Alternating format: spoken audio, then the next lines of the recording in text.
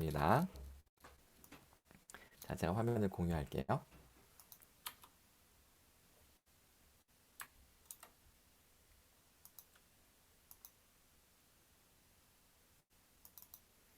네, 잘 보이시죠? 네, 이렇게 공유했고요. 어, 이미 제 소개는 지난번에도 했고 오늘도 잠깐 했지만 저는 서울대학교 행복연구센터에서 교육팀장으로 근무하고 있습니다. 행복 교과서가 보이는데요. 저희는 행복에 대한 실증적인 과학적인 연구를 기반으로 해서 교육 프로그램을 개발하고 많은 선생님들이 연수를 받으면 그걸 토대로 우리 아이들과 학교에서 행복 수업을 할 수 있도록 그렇게 이제 저희가 안내를 하고 있고요. 오늘 수강하시는 우리 분들 중에 우리 봉일천 고등학교의 우리 백미영 선생님, 저희 행복 교육 워크숍 기초 심화 과정을 이수하신 선생님도 오늘 함께하고 계시네요. 학부모로서 오늘 함께하고 계시는 거군요. 네, 반갑습니다. 자, 그러면 오늘 강의 진행해 볼게요. 어떤 목차로 어떤 순서대로 진행할지는 제가 이야기를 안 할 겁니다. 그냥 오늘은 물 흘러가듯 어, 이야기가 내 귀에 들어오면 한번 집중해서 들어보시고 혹시 귀에 안 들어온다. 그럴 때는 잠깐 딴짓을 하셔도 됩니다. 네. 스피커 크게 틀어 놓으시고요. 귀에 또 들어오는데? 그러면 또 집중하셔도 좋습니다. 큰 제목은 이렇게 되어 있어요. 공감보다 연민이 절실한 시대라고 되어 있고, 반전이 있는 행복 이야기. 자, 이런 주제들이 있네요. 자, 오늘 첫 번째 키워드는 행복. 행복의 두 가지 얼굴이 있습니다. 자, 의미와 즐거움이 행복이 두 가지 양면성을 내포하고 있다는 것을 우리가 이해만 해도요. 행복은 의미일까? 내가 이렇게 힘든데 이 의미 하나 붙잡고 이렇게 살아도 되는 걸까? 또는 즐거운 게 최고지 라고 하면서 너무 공허해지는 거 아닐까? 이렇게 의미와 즐거움 사이에서 우리 오징어 게임 줄다리기 하듯 지는 쪽이 죽는 거잖아요.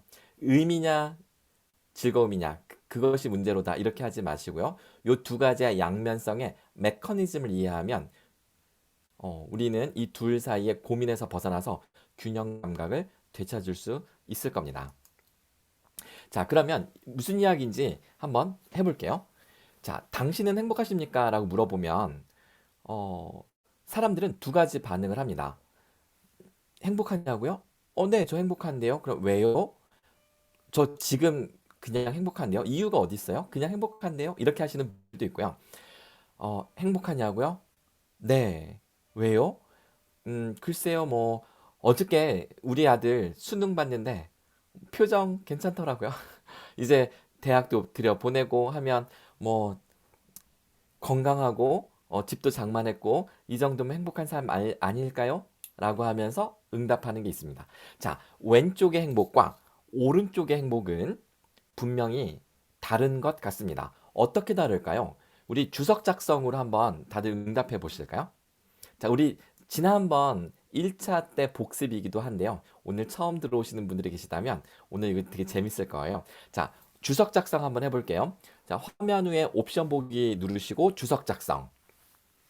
이거 모르시는 분들이 많아서 제가 잠깐 어, 화면 PPT 잠깐 내려놓고 화면 공유가 중지됐구나. 자, 제가 아, 이 바탕화면 공유가 안 되게 해놓으셨구나. 이게 우리가 줌을 설정하는 우리 기관마다 조금씩 달라서 바탕화면이 공유가 안 되는군요. 그러면은 잠시만요. 제가 어, 잠깐만 아니요. 이거는 제가 로그인하면 될 것 같아요. 그래서 제가 이 화면을 끄고 제가 재밌는 걸 잠깐 다시 보여드릴게요. 제가 줌에 로그인을 하면 됩니다. 잠시만요.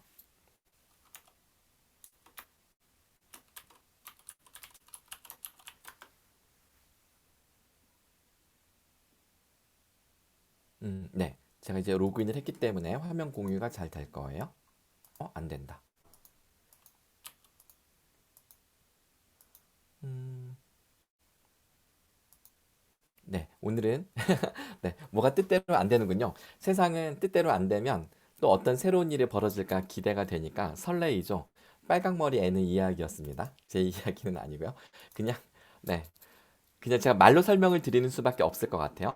자, 다시 화면을 공유하고 자, 주석 작성하는 요령은 화면 위에 옵션 보기 누르시고 자, 주석 작성 여는데 아직은 안 되실 거예요.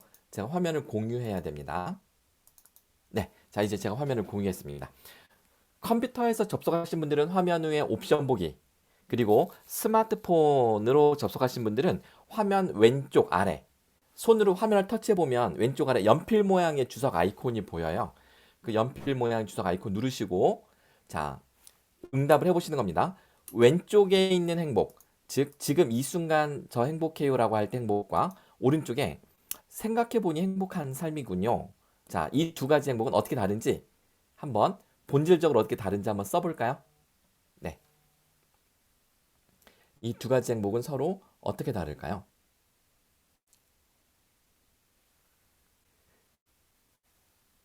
네, 우리 길정혁 장학사님은 왼쪽에 초록색으로 현재라고 쓰고 계십니다. 그리고 이정아님은 오른쪽을 내가 생각하는 행복이라고 써주고 계십니다. 잘하고 계세요. 이렇게 하는 겁니다. 그리고 우리 신명금님께서는 느끼는 행복, 생각하는 행복이라고 써주셨네요. 네, 좋습니다. 와, 모범생. 네, 아주 훌륭하십니다. 우리 그리고 길정현 장사님은 오, 네, 장학생 장학생이라고 해도 되겠어요. 장학생. 왼쪽은 현재, 오른쪽은 과거를 포함한다고 하셨는데요. 너무 잘하셨습니다. 그리고 우리 성은채님 왼쪽을 지금이라고 쓰고 계시네요. 그렇죠.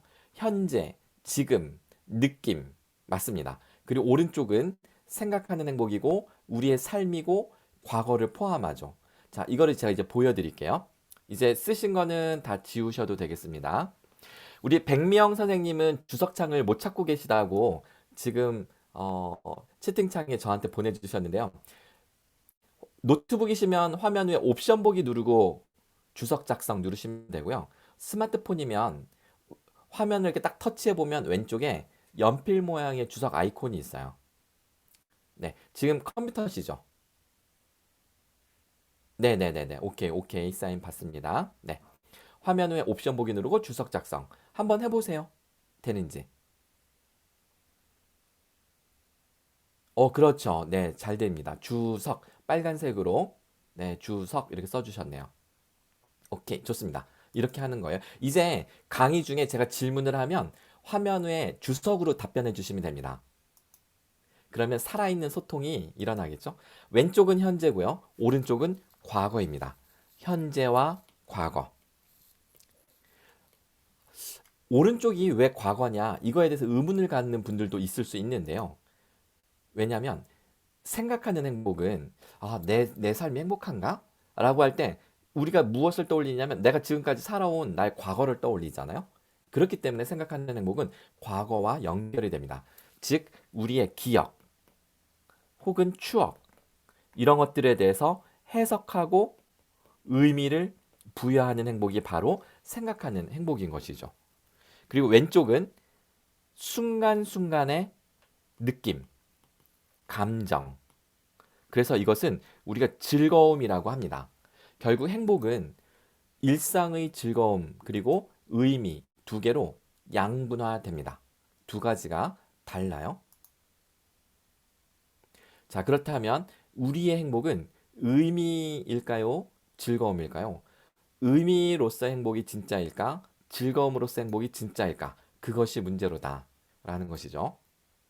자, 그러면 하나씩 살펴볼게요. 제가 의미로서의 행복부터 설명을 드릴 건데요. 한번 잘 보시고, 이게 진짜 행복이구나. 한번 각자 판단해 볼 수 있는 시간을 가져보도록 하겠습니다. 먼저, 의미로서의 행복은요. 세상을 바라보는 프레임과 연결됩니다. 우리가 프레임이라고 하면 세상을 바라보는 눈, 크게는 세계관이라고 할 수도 있고요. 작게는 그냥 나의 관점이라고 할 수도 있습니다. 밖에서 운동하고 들어왔더니 물이 반 컵밖에 남아있지 않다. 자, 이랬을 때, 뭐야, 애게게 물이 반 컵밖에 없잖아. 라고 실망하는 사람이 있는가 하면, 어우, 다행이다. 아직도 마실 물이 반 컵은 남아 있었네. 자, 똑같은 상황인데 해석이 달라집니다. 자, 상황은 같은데 해석이 달라진다. 이것이 바로 행복을 결정하는 세상을 보는 프레임이다. 라는 것이죠. 어떤 청소부 아저씨가 있습니다. 이른 새벽부터 악취와 먼지를 뒤집어 쓰고 쓰레기통을 비우고 정말 부지런히 평생 환경미화원으로 살아오는 아저씨가 있습니다. 누가 봐도 쉽지 않은 일, 존경받는 직업도 아니고 그런데요. 항상 얼굴 표정이 밝습니다. 어느 날 지나가던 청년이 아니 아저씨 힘들지 않으세요? 아니 어떻게 그렇게 항상 행복한 표정을 지을 수 있습니까? 라고 물었더니 그 청소부 아저씨 하시는 말씀 아이고 젊은이 나는 지금 지구의 한 모퉁이를 청소하고 있는 거라네 라는 거죠. 세상을 바라보는 눈 또는 자신의 직업을 바라보는 눈이 전혀 달랐던 것입니다. 이것이 바로 행복한 사람이 지닌 프레임이다. 이 프레임이 우리가 세상을 어떻게 해석해야 될지를 결정합니다. 재미있는 예를 한번 들어볼게요. 두 아들이 있습니다. 7살짜리, 5살짜리. 엄마가 미용실에 데리고 갔어요. 이제 파마하러 가니까 뭐 딱히 어디 돌볼 데도 없고 자 그래서 데리고 갔습니다. 그런데 보면 되게 이렇게 형제가 있으면 큰애가 예뻐요, 둘째가 예뻐요? 우리 엄마들 솔직하게 한번 말씀해 보세요. 첫째가 예뻐요, 둘째가 예뻐요? 보통은 평균적으로는 평균적으로는 둘째가 예쁘고 첫째는 밉지만 사실 마음이 애잔한 건 또 첫째한테 가죠. 그쵸? 근데 그래서 더 속상한 것 같기도 해요. 이 두 녀석이 미용실을 막 돌아다니다가 둘째 녀석이 무엇을 툭 떨어뜨립니다. 무엇을 툭 떨어뜨리니까 엄마가 하는 말이 아이고 아이고 원장님 우리 둘째 녀석이 호기심이 많고 막 그래서 그러니까 이게 좀 무한하지만 우리 애가 호기심이 많아서 이렇게 막 뭐 이렇게 건드리고 한다. 근데 그 순간 7살짜리 형아가 무엇을 툭 떨어뜨립니다. 그 순간 엄마는 야, 넌 도대체 어디 가나 말썽이니? 하면서 형이 돼가지고 말이야 이렇게 혼을 내는 거예요. 분명히 똑같은 행동이었는데 해석이 달라진 겁니다. 어떻게 된 걸까요? 처음부터 본래 좋은 행동, 나쁜 행동이 있는 걸까요? 아니면 우리의 관점이 좋은 행동, 나쁜 행동을 결정하는 것일까요? 관점이 어떤 상황에 대한 선과 악을 결정한다는 것 자체가 우리에게는 어쩌면 충격적일지도 모릅니다. 왜냐하면 우리는 악이 따로 있고 선이 따로 있다고 늘 그렇게 배워왔는데 알고 보니 그것이 우리의 마음 속에서 모든 것을 결정하고 있더라. 그런 이야기를 들은 적이 있어요. 팥쥐 콩쥐 이야기에서 팥쥐의 엄마는 그러니까 콩쥐의 계모죠. 콩쥐의 계모인 팥쥐 엄마는 정말 나쁜 엄마인가? 그랬더니 팥쥐에게는 좋은 엄마다. 요즘 아이들은 너무나 쉽게 그런 이야기를 잘합니다. 예, 우리 오래된 기성세대들이 너무 관점이고 너무 고착화되어 있죠. 음. 자, 의미가 중요하다는 연구 결과 하나 소개해 드릴게요. 대학 졸업생들에게 전화를 걸어서 기부금을 부탁해야 되는 그 텔레마케팅 아르바이트가 있습니다.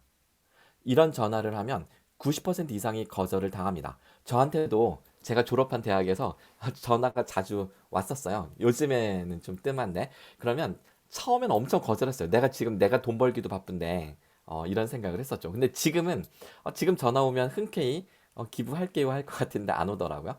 어쨌든 정말 이 거절당하면 얼마나 좌절하겠어요. 이걸 수락을 얻어내는 거에 비례해서 성과급을 받을 텐데 엄청나게 실망할 뿐만 아니라 중요한 거는 에너지가 소진됩니다. 에너지가 소진된다. 하지만 이런 일은 누군가는 해야 되죠. 자, 이를 극복하기 위해서 직원들이 자신의 영향력을 알 수 있도록 그들 덕분에 장학금을 받은 학생들이 보낸 편지를 읽게 했습니다. 자, 편지에는 이런 내용들이 있는 거예요. 예를 들면 저희 할아버지와 할머니는 이 대학에서 만나셨습니다.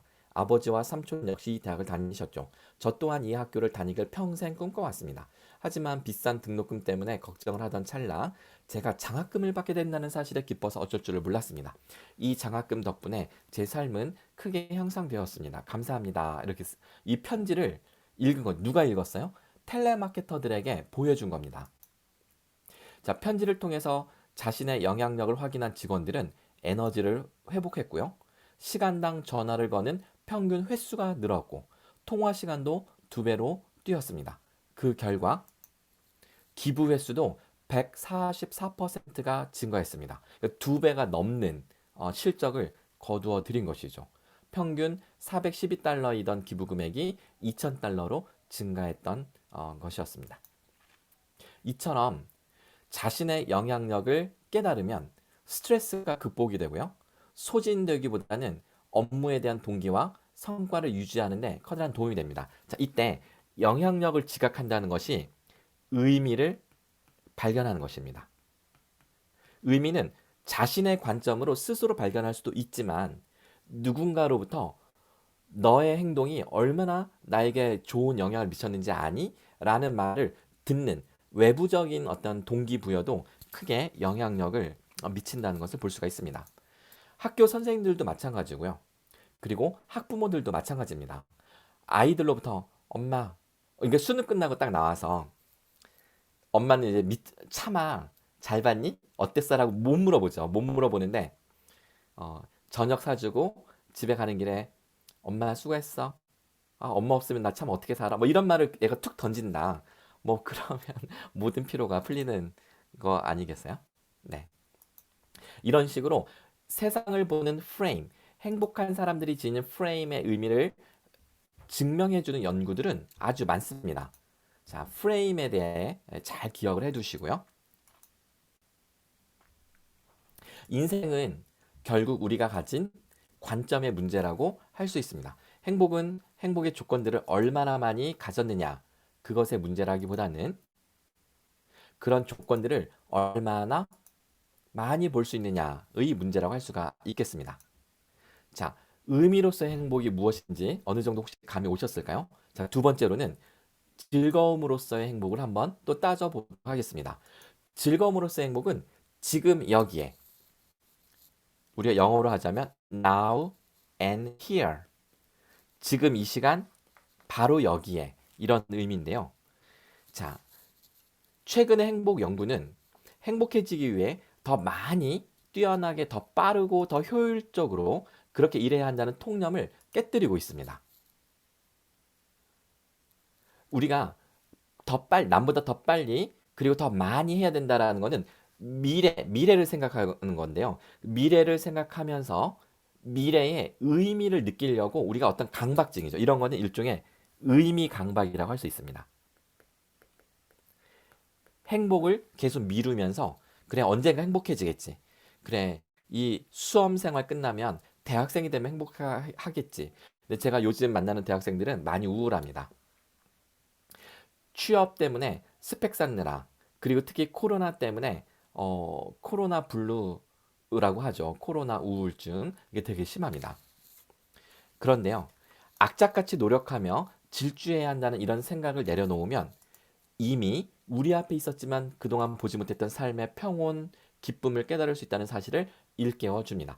이것을 뒷받침해주는 많은 연구들이 있다는 거죠. 물론 연구까지 가지 않더라도요. 우리에게 아주 익숙한 단어가 하나 있습니다. 다들 잘 아시는 YOLO. 자, 나는 욜로족일까? 자, YOLO라는 말 뭔지 다들 아시죠? YOLO. 그래서 You only live once. 너는 그저 한 번 살면 끝이야. 야, 인생은 한 번뿐인 거야. 그냥 즐겨. 이렇게 말하는 게 YOLO입니다. 자, 마냥 꿈만 꾸면서 모든 행복을 뒤로 미루는 그런 삶에서 빠져나와 욜로족의 반열에 합류해 보는 것은 어떨까 하면서 수년 전에, 이게 요즘 유행 아닙니다. 이거 이미 이 유행이 5년은 더 훨씬 지났는데요. 네, 이 유행이 한때 우리나라를 휩쓴 적이 있었습니다. 욜로 열풍이라고 하죠. 이렇게 이런 사진들만 봐도 아, 이제 위드 코로나인데 좀 떠나고 싶다. 근데 벌써 지금 사흘째 3,000명에 육박하는 혹은 3,000명이 넘는 코로나 확진자가 우리를 지금 불안하게 하고 있고요. 지금 파주는 어떤지 모르겠네요. 지금 저희 아이 학교에도 확진자 나오고요. 저희 셋째 아이 학교도 확진자 나와가지고 어, 난리예요. 뭐 특수학교, 일반 학교 가리지 않고 난리도 아닙니다. 자, 한 번뿐인 인생 즐기자. 이게 즐거움으로써 행복인데요. 근데 이렇게 하면 이게 이게 의미가 있나? 이런 생각이 드시죠. 의미라는 관점으로 보면 정말 의미가 없어 보입니다. 그저 질문을 던질 때도요. 우리 기성세대들은 항상 내일에 대해서 물었어요. 내일, 내일을 위해서 지금 중요한 게 무엇인가? 그런데 욜로족은 질문을 이렇게 묻습니다. 우리가 아닌 나에게, 내일이 아닌 지금, 나에게 지금 중요한 것은 무엇인가를 묻습니다. 자, 이 질문이 얼마나 중요하고 이것이 행복에 실질적으로 영향을 미치는지 밝혀주는 연구를 하나 소개해 드리겠습니다. 포스터 고르기 실험인데요. 5장의 포스터 중에 한 장을 선물로 가져갈 수 있습니다. 자, 5장을 딱 보니까 이게 요즘 아이들 말로 다 소장각. 이거 다 가지고 싶은데? 근데 하나만 가져가래요.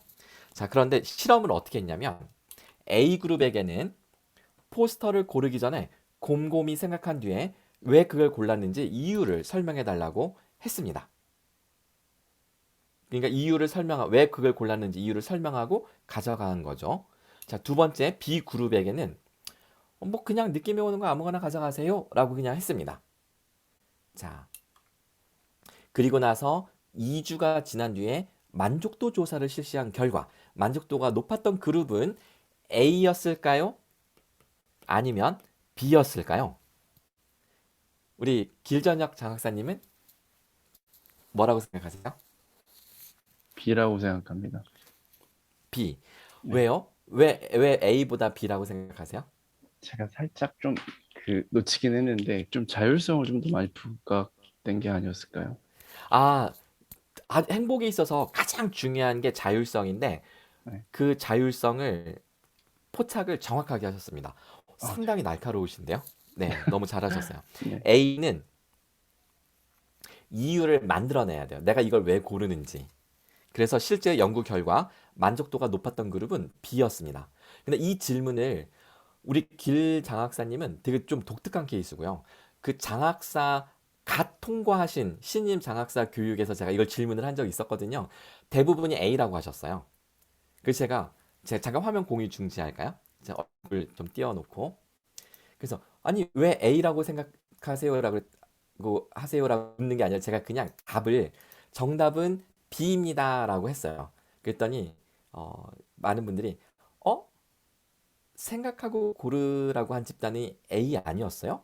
그게 B였나? 라고 하면서 그러시더라고요.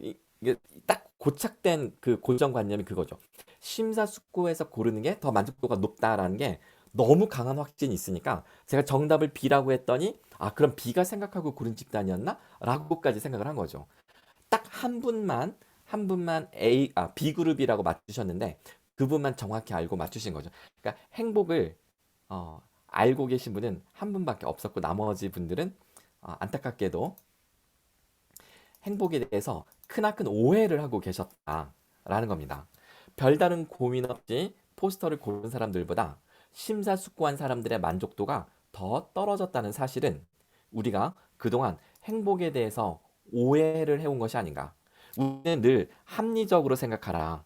제발 좀 따져보고 결정해라. 라고 말하지만 이 결과는 우리의 행복을 떨어뜨린다는 것입니다. 자, 그동안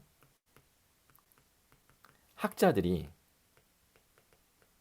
특히 교육학자들이 행복을 크게 오해해왔다라는 것이죠. 이런 행복에 대한 실증적인 연구가 언제부터 시작됐냐면 얼마 되지 않아요. 이 연구도 불과 십수년도 되지 않은 아주 짧은 최근에 발표된 논문입니다. 그래서 이 연구 결과를 받아든 이 연구자들도 본인들도 신기하니까 비슷한 연구를 반복합니다. 예를 들어서 학생들 수강 신청할 때 심사숙고하고 신청한 아이들과 그냥 느낌대로 신청한 아이들, 누가 수강 만족도가 더 높은가, 그리고 수강 만족도를 떠나서 누가 더 행복한가, 자, 이런 것들을 측정해 보면 느낌대로 하는 학생들이 만족도도 높고 그리고 행복감도 높습니다. 성적에는 차이가 있을까요? 성적에는 차이가 없었어요. 저희 서울대 행복연구센터에서 연구를 해봤는데 심사숙고한 학생들이나 그냥 느낌대로 고르나 성적은 비슷해요. 그러니까 중요한 것은 이왕 고달픈 이 한 학기 수업을 들을 때 누가 더 행복하게 수업을 들을 거냐라고 묻는다면 정답은 느낌대로. 자, 이렇게 질문해 볼게요. 자, 당신 앞에 두 가지 초콜릿이 있습니다. 하나는 크고 평소 즐겨 먹는 좀 그런 값싼 초콜릿이고요. 하나는 비싼 브랜드의 초콜릿인데 작아요. 자, 이 둘 중에 어떤 게 더 맛있는 초콜릿일까요? 정답은 정답은 바로 지금 이 순간 나에게 끌리는 초콜릿이 정답이다라는 거죠. 그때그때 다르죠. 네. 저는 짱구하고요. 꿀꽈배기를 좋아하거든요. 옛날 과자죠. 요즘에도 편의점 가면 항상 저는 그 두 개만 고르는데 어떤 날은 짱구 다들 아시나요? 지금 짱구가 제가 엊그제 청주에 강의를 갔다 오면서 여기 보시면 짱구 네 고속도로 휴게소에 있더라고요. 그래서 이렇게 생긴 과자 이거 아시는 다 아시죠 우리 네 이거랑 꿀꽈배기 근데 그때그때 끌리는 게 달라서요 그렇더라고요 네 자 그래서 때로는 이유 없이 그냥 끌렸던 선택이 바로 당신을 행복하게 할 가장 달콤한 초콜릿을 고르는 방법입니다 라는 것이죠 지금 제가 소개해드린 이 연구가 소개된 그 책의 제목이 뭐냐면 왜 똑똑한 사람들은 행복하지 않을까입니다. 합리적 사고를 하려면 할수록 행복감이 떨어진다는 아이러니한 연구 결과이죠. 즉, 순간순간의 행복을 추구하는 사람들도 나름대로 명확한 과학적인 근거가 뒷받침해주고 있다라는 것이죠. 그래서 욜로의 삶을 무조건 비판할 수도 없습니다. 그렇다고 해서 한 번 죽으면 끝이니까 신중하게 살아야 된다. 즉, 의미. 한 번 죽으면 끝이야. 즐거움, 즐기자. 이 두 가지 중에 어느 쪽이 옳다고 말하기 어려운 것이 의미는 의미대로 행복감을 높여주고요. 즐거움은 즐거움대로 행복감을 높여준다. 근데 심리학자들은 지금도 이 두 가지를 가지고 싸웁니다. 쾌락이야말로 진정한 행복이다. 라고 믿는 학자들이 있고요. 자기 실현, 즉 의미 실현이 진정한 행복이라고 믿는 학자들도 있습니다. 그래서 학자들이 이렇게 두 파로 나뉘어져 있어요. 쾌락주의자, 자기 실현주의자. 자, 그런데 이런 생각을 한번 해보겠습니다. 재미를 추구하면 의미를 놓치고 의미를 추구하다 보면 재미를 놓친다. 자, 이것을 그림으로 표현하면 이렇게 수직선으로 표현할 수 있습니다. 자, 이때 여러분들은 어디가 제일 좋은 위치일까요? 여러분들이 생각하시기에 자, 1, 2, 이거 딱 중간이 3입니다. 4, 5. 자, 1, 2, 3, 4, 5 중에 가장 좋은 위치는 어디일까요? 자, 주석으로 동그라미 표시 한번 해보세요. 우리 청암초등학교에 우리 김평 네, 이름이 나오다 말아서 네, 제가 한번 볼게요. 김평숙님 네, 3번. 운정고등학교의 고은정님 4번. 배정덕님 3번. 신명근님은 2번과 3번 사이. 네. 이미선님은 1번. 네. 그리고 지금 5번을 체크하신 분이 있네요. 우리 이정은님. 이정은님은 즐거움이 없어도 돼요? 물어봐야지. 이정은님 나와라 오바. 자, 마이크만 켜주세요. 화면은 안 나와도 됩니다. 자, 이정은님 나와라 오바. 네. 네, 아, 즐거움 없어도 돼요? 저는 어떤 일에 의미가 부여되면 재미가 따라오는 것 같더라고요. 해서 네, 네. 애매하게 이쪽 저쪽 양쪽을 취하기보다는 의미에 확 집중했습니다. 아, 되게 고달프시죠, 하루하루가. 저요? 네. 주변의 분들은 저를 그렇게 보는데 저는 그렇게 느끼지 못했습니다. 이게 주변 사람들은 그렇게 말하지만 나 스스로는 항상 네, 즐거움이 따라오더라. 네, 네, 좋습니다. 그게 의미를 강조하는 심리학자들의 입장이에요. 죽기 전에 후회하지 않는 삶을 살면 충분히 그것으로 즐거웠다라고 말할 수 있다는 거죠. 하지만 주변 사람들은 마음이 아파요. 네, 늘 좋습니다. 듣는 말입니다. 네. 네네네. 근데 지금 여러분들은 모두 저한테 속았습니다. 이 질문에 답변하는 것 자체가 저의 함정에 빠진 거예요. 자, 실제로는 즐거움과 의미는 둘 사이에 아무 관계가 없기 때문에 이게 상반된 게 아니에요. 오히려 이정은님도 장학사님이세요? 네. 네, 우리 이정은 장학사님이 답변 속에 사실은 그 비밀이 노출됐는데요. 의미를 음, 추가하면 재미가 따라올 수 있다. 이게 사실이에요. 그래서 이 수직선은 잘못된 표현입니다. 그럼 어떻게 표현을 해야 될까요? 수직선으로 표현하면 안 되고 이 두 가지가 상호 보완적이기 때문에 자, 이렇게 표현을 해야 됩니다. 자, 의미가 한 축이고요. 재미가 또 다른 축입니다. 이렇게 표현을 하게 되면 아하, 재미도 있고 의미도 있는 삶이 가능하구나. 또는 재미만 있고 의미는 없거나 둘 다 없거나 혹은 의미만 있거나 이렇게 되는 거죠. 우리가 이정은 장학사님 주변 사람들은 이정은님은 얼굴 표정이 밝지가 않아서 되게 힘들어만 보이네. 네, 죄송해요. 네, 그냥 상상을 하는 겁니다. 네, 상상을 해보는 거예요. 예를 드는 거죠. 이 헌신적인 이 참여에 너무 감사드립니다. 그런데 만약에 항상 웃는다. 와, 자네는 그렇게 고생하면서도 항상 얼굴이 밝아. 자네는 워라벨. 어, 일과 삶의 균형이 아주 잘 맞춘 삶이군. 이렇게 말할 수 있을 겁니다. 그래서 저희가 연구를 해보니까요. 여행을 할 때 의미 점수와 즐거움 점수가 모두 이렇게 높다는 것을 알 수가 있습니다.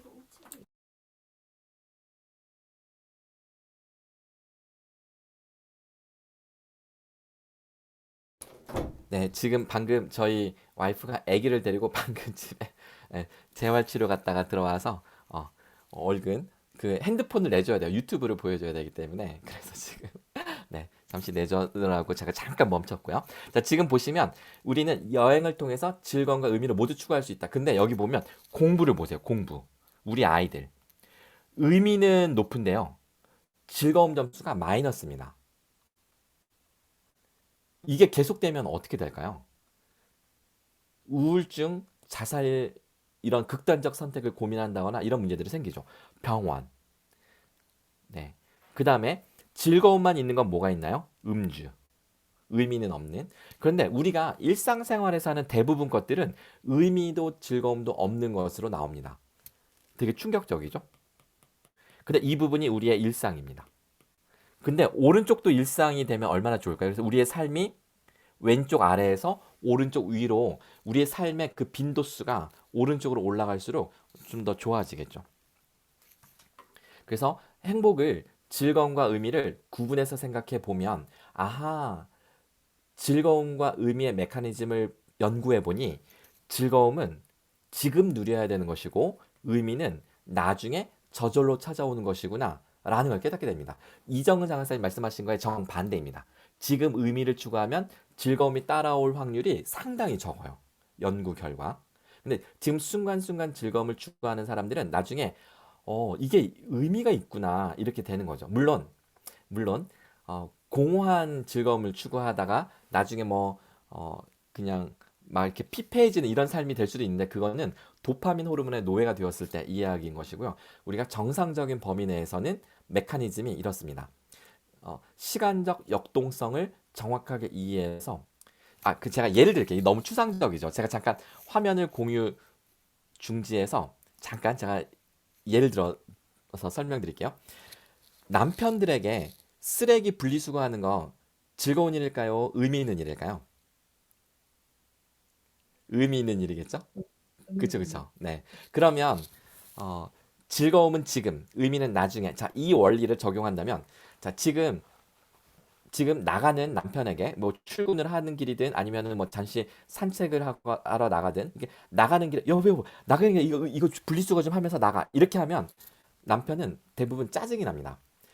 그 짜증을 겉으로 드러내지 않아서 그런 거지. 가정의 평화를 위해서 드러내지 않는 건지 속으로는 왜 그래서 솔직한 남편들은 내가 이따 들어와서 할게. 일단 놔둬. 내가 들어와서 해줄게. 라고 하면서 일을 미룹니다. 이게 인간의 본능적인 그 심리라는 것이죠. 그런데 예를 들어 이런 거 있어요. 우리 지금 잠깐 차 한잔 마실까? 라든지 우리 잠깐 영화 보러 갈까? 뭐 이렇게 즐거운 일은 갑자기 제안을 하면 지금 당장 할까? 이러면 그럴까? 하면서 되게 행복해지는 거죠. 즐거운 일은 지금 당장 제안할 때 확 받아들이는 게 인간의 심리고요. 의미 있는 일, 힘들지만 의미가 있는 일은 지금 당장 못 받아들이기 때문에 어떻게 해야 되냐면 약속을 하시면 돼요. 여보, 이따가 당신 지금 2시인데 5시에 운동하러 나갈 거지? 그 운동하러 나갈 때 저 복도에 저 막 쌓여 있잖아. 저 쓰레기 그 분리수거 할 것 좀 내가 다 모아놨으니까 당신 나가면서 분리수거만 해줘. 라고 하자. 그러면 짜증 안 나요. 이따 나갈 때 그러면은 멀잖아요. 그러니까 이게 느낌이 멀기 때문에 충분히 할 수 있지라고 생각을 수용하는 이게 돼요. 이게 심리적으로 가능합니다. 인간의 심리가 시간적인 거리감, 물리적인 거리감, 그 다음에 공간적인 거리감이 멀다고 느껴지면 힘들고 고달픈 일을 능히 해낼 수 있다는 혹은 할 수 있다 이런 생각을 갖게 되는 거예요. 그 메커니즘을 이야기하는 겁니다. 행복도 똑같아서 즐거움으로서 행복은 바로바로 즐겨야지만 누릴 수 있는 것이고요. 나중에 누리겠다 이거는 불가능한 겁니다. 하지만 의미로서 행복은 내가 열심히 살아서 내 지나온 삶에 축적된 나의 성과들을 보면서 그때 의미가 부여되죠. 그러니까 긴 성과가 쌓여야 돼요. 지금 내가 힘들게 하는 것은 의미가 아니라 그거는 음, 약간 무모함이라고도 할 수가 있습니다. 약간 극단적으로 표현을 하면 의미는 지나온 일에서 느껴지는 것이지 내가 지금 하고 있는 일 자체가 의미를 주기는 이게 심리적으로 메커니즘상 어렵다. 지금은 즐거워야 돼요. 그러니까 예를 들어서 봉사활동 하시는 분들이 힘든 일이지만 하는 이유는 그분들은 그 순간이 즐거워서 하는 거지 힘든데 버티는 게 절대 아니라는 거죠. 차인표 씨, 신혜라 씨 얼굴 표정을 보세요. 봉사활동할 때. 정혜영 부부가 그 봉사활동할 때 보면 그 얼굴 표정을 봐야 돼. 그러니까 얼굴 표정이 찌그러져서 하는 사람들은 나중에 즐거움이 느껴질 거다. 아니, 그건 다 거짓말입니다. 인간의 심리의 메커니즘이 그렇게 작동하지 않는다는 것이죠. 네. 자, 그러면 다시 PPT로 가보겠습니다. 그래서 저희가 연구 논문을 낸 거의 제목들이 이래요. 젊어서는 재미, 나이 들어서 의미를 느낀다. 젊은 사람들은 의미로서 행복을 잘 못 느낍니다. 불가능합니다. 하지만 나이가 들면 저절로 의미로서 행복을 느끼게 된다. 이게 저희 연구 결과고요. 지금은 재미, 나중에 의미. 오래 하는 일일수록 재미보다 의미를 더 따진다. 그러면 반대는 짧게 끝나는 일은 재밌어야지 하게 됩니다. 오래 걸리는 일은 의미가 있기를 원하고요. 그러니까 이게 무슨 말인지 다 아시죠? 심리적인 거리감, 물리적인 공간적인 거리감이 우리의 즐거움과 의미에 다르게 작동한다. 즐거움은 짧고 의미는 길다. 그래서 즐거움은 지금 당장 누려야 되고 의미는 나중에. 그럼 이제 이렇게 정리하겠습니다. 지금 당장은 즐거움에 집중해 보는 습관을 가져보자. 지금 이 순간 이곳에 머무르는 마음이 행복하다. 그래서 우리 이정은 장학사님의 그 마음을 제가 다시 해석하자면 이렇습니다. 지금 힘들지만 힘들어도 일에 집중. 이게 지금 이 순간 여기에 머무는 마음인 거예요. 지금 이 순간 여기에 머무는 마음. 그러면 힘들어도라는 이 말이 사라지고 집중하면 몰입이죠. 몰입은 재미로 연결되는 겁니다. 그래서 이게 경험이 되면 잘하시는 거고요. 지금 이게 경험이 안 되고 있다. 그러면 지금 뭔가 고장 난 겁니다. 잘못된 거예요. 그래서 스스로 진단해 보실 때 내가 지금 왜 이렇게 고달프게 계속 일만 해라고 하는데 나 일에 집중하다 보니까 시간 가는 줄 모르겠고 재밌어 라는 말이 나오면 그러면 잘하시는 거고요. 그 말이 안 나오면 정말 잘못된 고장난 겁니다. 꼭 판단해 보시기 바랍니다. 삶의 의미는 시간이 가져다 주는 선물임을 생각해 보자. 이렇게 정리해 보겠습니다. 자, 이게 오늘 첫 번째 키워드 행복인데 이게 지난번 연수 때 내용을 전반적으로 종합 정리하는 그런 내용이었습니다. 자, 그러면 자, 오늘 제가 두 번째 연수를 꼭 기획해 주십사. 이 얘기를 못했네요 하고 했던 제가 벼르던 주제가 바로 이 얘기입니다. 오늘 두 번째 강의 키워드 반전. 자, 반전이라는 게 뭘까요? 반전이라는 거 예를 들어서 어떤 사람이 되게 웃겨요. 근데 사연을 들어보니 슬퍼요. 반전이죠. 그러면 우리는 그 사람에게 매력을 느낍니다. 인생의 반전은 인생에 대한 매력. 아, 삶이 살만하네. 여러분들 삶에는 어떤 반전이 있으신가요? 자, 오늘 몇 가지 반전이 있는 이야기를 통해서 행복을 즐거움과 의미의 관점으로 재조명해보는 시간을 가져보도록 하겠습니다. 7가지의 반전을 준비했습니다. 첫 번째 반전, 멍 때리기. 우리 아이들 공부하는데 방문을 살짝 열어서 과일 깎아가지고 귤을 까서 방문을 살짝 열었더니 이 녀석이 멍 때리고 있는 거예요. 그 이제 엄마가 그러죠. 야, 너 어디서 정신줄 놓고 있는 거니? 지금 내일 모레가 시험인데. 뭐 이렇게 말을 하는 거죠. 그러면 그 아이가 핸드폰을 충전하고 있는 중인데 핸드폰 그 충전선을 확 뽑아버리는 거랑 같은 문제가 생깁니다. 멍 때리는 시간은 충전 중, 충전하는 시간입니다. 자, 이제 예를 들어 볼게요. 지금 중학교 2학년인 저희 아들 지금 원격 수업 집에 있어요. 근데 초등학교 2학년 때 쓴 일기장인데요. 이 일기장을 한번 제가 읽어볼게요. 방학 마지막 주. 오늘은 학교 방학 마지막 주다. 그래서 바이올린 학원에 다녀온 뒤에 게임 28분을 하고 손톱을 깎았다. 그러고는 일기를 썼다. 일기를 쓰고서는 게임 2분을 할 거다. 그러고는 멍 때리다가 목욕을 할 거다. 이렇게 쓴 거예요. 뭐 전체적으로 다 내용이 웃기기도 하지만 멍 때린다는 표현을 보고 저희 와이프가 막 배꼽 잡고 웃으면서 웃기다면서 저한테 이거를 사진 찍어서 카톡으로 저한테 보내준 거예요. 그래서 제가 뭐라고 했냐면 아니 멍 때리는 거 웃긴 얘기가 아니야. 이 녀석 대단한데? 그랬더니 와이프가 대단하게 뭐가 대단해? 막 이래요. 그래서 제가 증거를 보여줬죠. 아니 한강 멍 때리기 대회 못 들어봤어? 멍 때리기 대회도 있다고. 자, 영상 한번 볼까요? 아, 지금 소리 안 들리시죠? 제가 소리가 나오게 해서 다시 보여드릴게요. 한강 멍 때리기 대회. 이게 서울시청 광장에서 했던 건데, 자, 이거 한번 제가 보여드리겠습니다. 네, 타임머신이 도착한 이곳은 2014년 10월 25일 시청 앞입니다. 이거 로댕 아니에요? 생각하는 로댕? 그렇죠. 생각하고 있죠. 근데 사람들이 왜 어디가 뭐해? 아픈 사람들이 갔네. 왜 이래? 다들 표정이 왜 이래요? 정신이 나갔어요 나. 멍 때리기 바로 대회? 멍 때리기 대회장인데요. 어머머. 눈을 일정 시간 이상 감고 있거나 휴대폰을 보면 안 되지만 코를 후비거나 다리를 긁는 건 허용이 된다고 합니다. 이게. 자도 돼요? 자도 돼? 이런 데 와 이런 대회가 있어? 어머. 이 사람 뭐야? 아, 눈은 뜨고 있구나. 야, 여기저기서 탈락자들이 속출하고 있죠.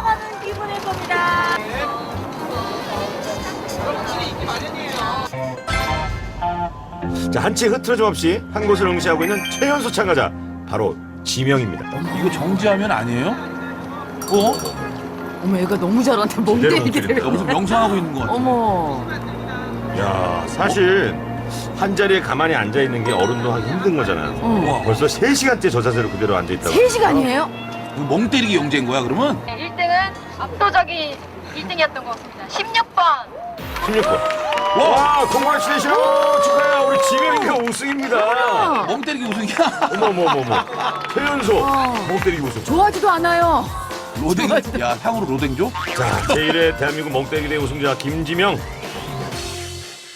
참가해보니까 어땠어요? 그냥 그래. 와 얘 멍 때린 거. 하는 동안 무슨 생각 들었어요? 지금도 멍 때리고 있는 것 같아요. 대답. 아무 생각도 안 했어요? 야, 나도 나가면 저럴 수 있을까? 저렇게? 네, 잘 보셨죠? 참고로 우리 길장 학사님 이게 나중에 유튜브에 올리실 때 이 영상 때문에 차단이 될 수가 있어요. 그래서 한번 올려보시고 차단이 되면 이 부분을 잘라낼 수가 있거든요. 편집하셔서. 그래서 딱 잘라내시고 여기서부터 또 이렇게 하시면 돼요. 그래서 나중에 올려보시면 어디서 차단됐는지 무엇 때문인지가 다 나오니까 그렇게 하시면 되겠습니다. 자, 그 서울시청 앞 광장에서 열렸던 멍 때리기 대회 우승자가 9살짜리 지명이라는 아이였어요. 근데 이 아이가 너무 신기하잖아요. 그것도 막 3시간씩 멍 때리고 있으니까. 그래서 이 영재발굴단 프로그램에서 이 엄마를 찾아갔습니다. 자, 이 엄마를 찾아가서 인터뷰를 해보니까 이 아이가 다재다능 반전 매력의 소유자였던 거죠. 표현력이 남달랐고 예술적 감수성도 풍부한 아이였습니다. 그런데 도대체 얘는 왜 이렇게 하루에 몇 시간씩 넋을 놓는 것일까? 그래서 병원에 들어가서 뇌파 검사를 했습니다. 뇌파 분석 결과 다행히 질병이 있는 건 아니었고요.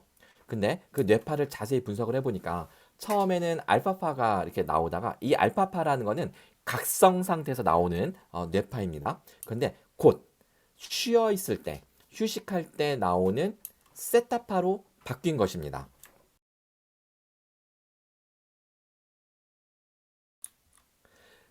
즉, 이 아이가 피로를 풀고 이완하면서 충전 상태로 들어간 것이에요.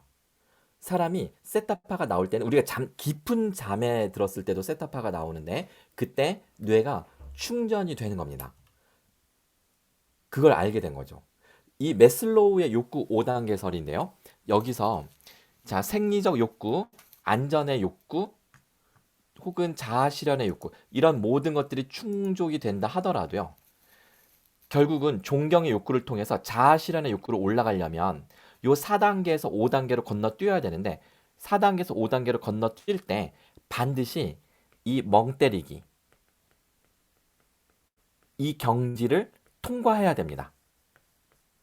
멍 때리는 게 무슨 또 이게 경지가 있어? 이렇게 생각하실 텐데요. 다들 안 되실걸요? 화장실 가서 앉아있을 때가 가장 멍 때리기 좋은 시간인데 다들 스마트폰 들고 계시죠? 네, 우리는 멍 때릴 줄 몰라요. 잊어버렸어요. 그러니까 이 지명이라는 아이는 아직은 속세에 휘둘리기 직전이니까 본능적으로 본인의 뇌가 스스로 명령을 내리는 겁니다. 그래서 이 아이는 자기가 의지적으로 멍 때리는 게 아니라 본능적으로 멍 때릴 때 멍을 때리는 겁니다. 그러니까 어떤 예술적인 감수성이 폭발할 때는 확 폭발할 수가 있는 겁니다. 에너지가 충전되어 있었기 때문에 가능한 것이죠. 하지만 우리 아이들은 어떤가요?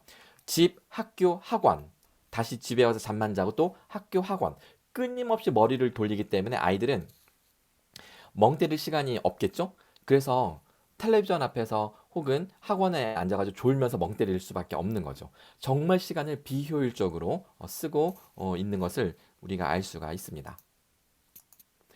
멍 때리는 데 도움이 되는 어플도 많이 나와 있어요. 이런 이런 어플 엄청 잘 나옵니다. 우리나라 것도 있고요. 그래서 이제는 멍 때리는 시대가 되었다. 우리는 현대인들은 이렇게라도 뇌를 충전하지 않으면 안 된다. 자, 그래서 오늘 제 강의는요, 멍 때리면서 들으셔도 돼요. 그래서 제가 오늘 목차를 미리 안 알려드리고 그냥 느낌대로 들리면 들리는 대로, 안 들리면 딴짓을 해도 좋다, 이렇게 말씀을 드린 겁니다. 자, 두 번째 반전. 자, 넘어갑니다. 마지막일지 몰라. 마지막일지 몰라? 제가 예전에 제가 강의 시작한 게 한 15년도 더 됐거든요. 그러니까 초반에 강의 들었던 학생들 중에 졸업하고 벌써 결혼한 학생들도 있어요. 육아. 아기가 벌써 막 4살 막 이렇게 돼요. 근데 그 중에 한 명의 이야기입니다. 카카오 스토리에 아기 사진이 올라오는데요. 하루는 마지막일지 몰라 이렇게 제목이 올라온 거예요. 제가 깜짝 놀라가지고 뭐야? 이게 무슨 문제가 생겼나? 하고 딱 보니까 이런 얘기가 써 있는 겁니다. 마지막일지 몰라. 아이가 옹알이 할 땐 빨리 말을 시작하길 바랬다. 그런데 어느 날 갑자기 말문이 트였고 다시는 그 옹알이를 들을 수 없게 되었다. 아하, 아유 다행이네. 이런 얘기였구나. 자, 그러면서 자, 슬라이드를 이렇게 또 넘겼습니다. 자, 넘겨보니까 이번이 마지막일지 몰라. 아기띠에 안겨 어깨 침을 질질 흘리는 것. 또 이렇게 넘겨볼게요. 이번이 마지막일지 몰라. 화장실에 간 엄마가 보고 싶다며 우는 것. 이번이 마지막일지 몰라. 바닥에 물을 쏟고 첨벙거리는 것만으로도 행복해하는 것. 제가 이걸 넘기다가요, 갑자기 목이 메이더라고요. 이때가 언제였냐면 제가 이걸 약 5년 전에 이걸 봤거든요. 근데 그때 저희 막내가 지금 이제 초등학교 1학년 특수학교 다니는 그러니까 얘는 다운으로 태어나서 발달 장애가 있는 아이죠.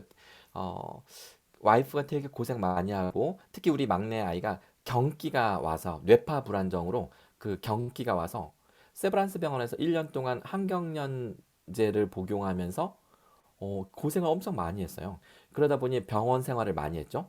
그 제가 처음으로 우리 아기를 품에 안고 아기가 이렇게 자라고 이게 스르르 이렇게 눈을 뜨고 잠잘 때 이렇게 스르르 눈을 감는구나. 슬로우 비디오로 아이의 성장 과정을 그 1년 동안 함께 했던 거죠. 그러다 보니까 이 사진이 이게 와닿더라고요. 제가 와이프에게도 핸드폰을 쓱 내밀면서 자기야 이거 좀 봐봐 라고 했습니다. 보니까 와이프도 아이고, 그러니까 저희 와이프는 절대 이런 거 보고 목이 메이거나 하는 사람이 아니거든요. 드라마 볼 때도 제가 눈물 나오면 맨날 놀려대는 예, 저 놀리는 걸 재미로 사는 사람인데 처음으로 목이 메인다는 말을 하길래 야 진짜 힘들었나 보다. 마음고생 참 컸나 보다 이런 생각을 하게 됐습니다. 이번이 마지막일지 몰라. 엄마 냄새를 맡겠다고 품속으로 파고드는 것. 네가 자라는 속도는 너무 빨라서 나중에는 사진 몇 장 가지고 추억을 되새김해야 되는데요. 우리는 너무 빨리빨리 지나가면서 야야 가만 자 이거 스마트폰 자 이거 유튜브 줄 테니까 이러면서 계속 그 시간이 빨리빨리 지나가기를 바라다 보니까 흔적을 남기지 못하면 나중에 되새길 추억조차도 남지 않는 거죠. 흔적을 남기지 않으면. 그 순간순간을 놓쳐버리는. 그래서 지금 이 순간 여기에 머무는 마음이 얼마나 중요한가를 보여주는 사연이었습니다. 자, 저희 제자가 저에게 깨우쳐준 사연이었죠. 자, 세 번째 반전입니다. 세상에서 가장 아름다운 단어는 무엇일까요? 우리 학부모님들도 잘 아시는 황수관 박사님의 강의 한 편을 볼 건데요. 다들 이거 너무 유명해서 몇 번씩 보셨을 거지만 오늘은 행복이라는 관점 그리고 연민이라는 관점으로 한번 이 영상을 보도록 하겠습니다.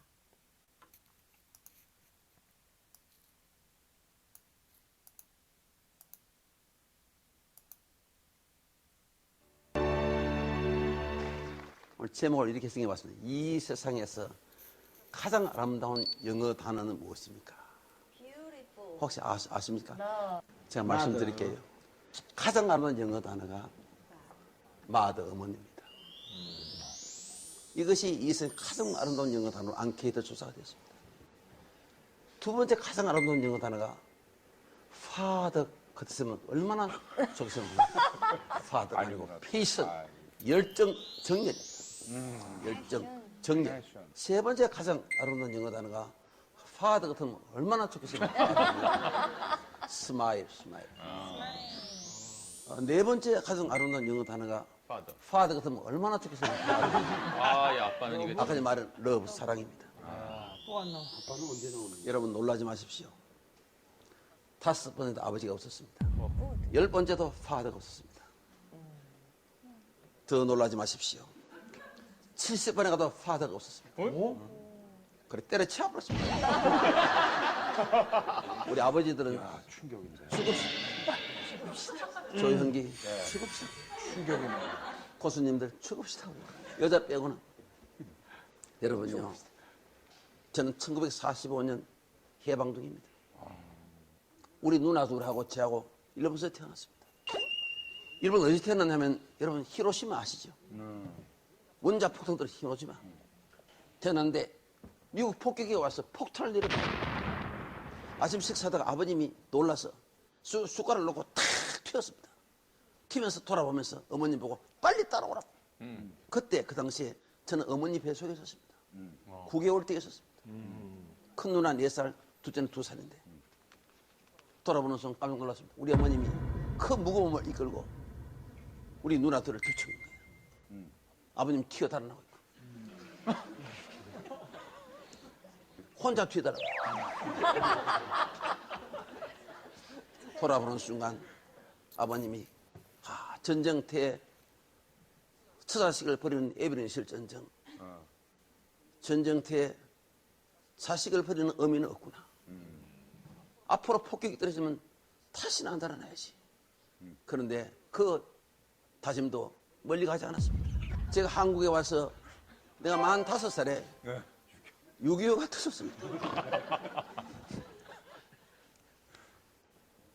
우리 어머님이 이렇게 짐을 이고 바로 뒤에 5살 제가 걸어갔습니다. 그 뒤에 둘째 누나, 마지막에 큰 누나도 짐을 이렇게 지고 가는데 수류탄이 날아왔습니다. 콱 날아오니까 아버님이 지게를 지고 이쪽에 수로에 처박혀 없습니다. 탁 처박혀서 딱 보니까 처사식이 안 보이거든. 이거 어떻게 됐나?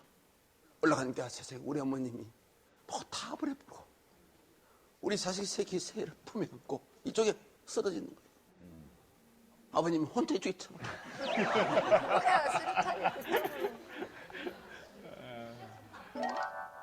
위급한 상황이 벌어지면 엄마는 자기 몸은 보이지 않습니다. 옛날에 제 돌때쯤 돼서는 홍역이 아주 심했습니다.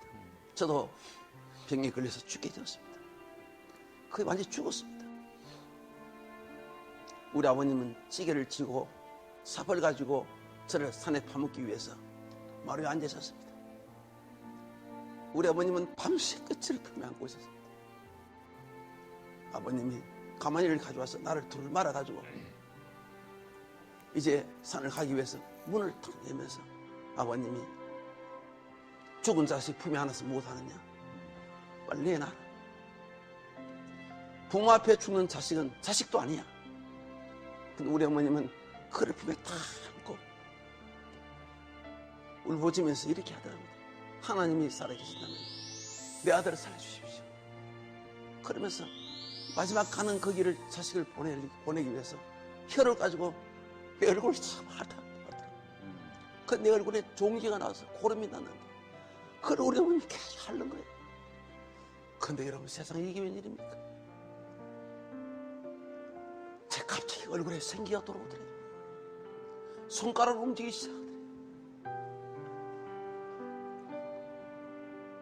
그래서 제가 살았습니다. 그래서 이거 살아서 이거 써 있잖아요. 어머님이 자식에 대한 그 가슴 뜨거운 그 사랑, 죽어가는 생명을 살리신 것입니다. 어머님의 사랑에는 바로 기적이 일으켜요. 부모님을 살아주실 때 고맙게 잘하십시오. 저는요, 우리 어머님 평생 안 죽은 줄 알았어요. 나하고 같이 평생 같이 살 줄 알았는데 어느 날 홀연히 떠나시더라고요. 오늘 이별에 대해서 지금 이 황금말을 여러분 이별을 계속 많이 느꼈을 겁니다. 이별 중에 눈물이 가장 많은 것은 어머님을 떠나보낼 때입니다. 자식을 떠나볼 때는 상처가 너무 커서 눈물이 나지 않습니다. 그래서 여러분 부모님을 살아계실 때 부모 자식 간에 따뜻한 사랑을 원 없이 나누시기를 바랍니다. 감사해요.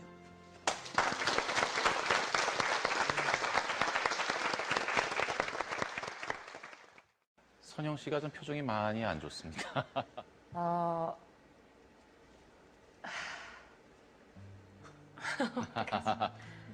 아유, 뭐 저는 뭐 아까 사랑에 대한 이별 얘기도 했지만 아직 저는 큰 이별을 경험을 못 해봤는데 한 번씩 숨이 탁 막힐 때가 만약에 엄마가 나보다 먼저 죽으면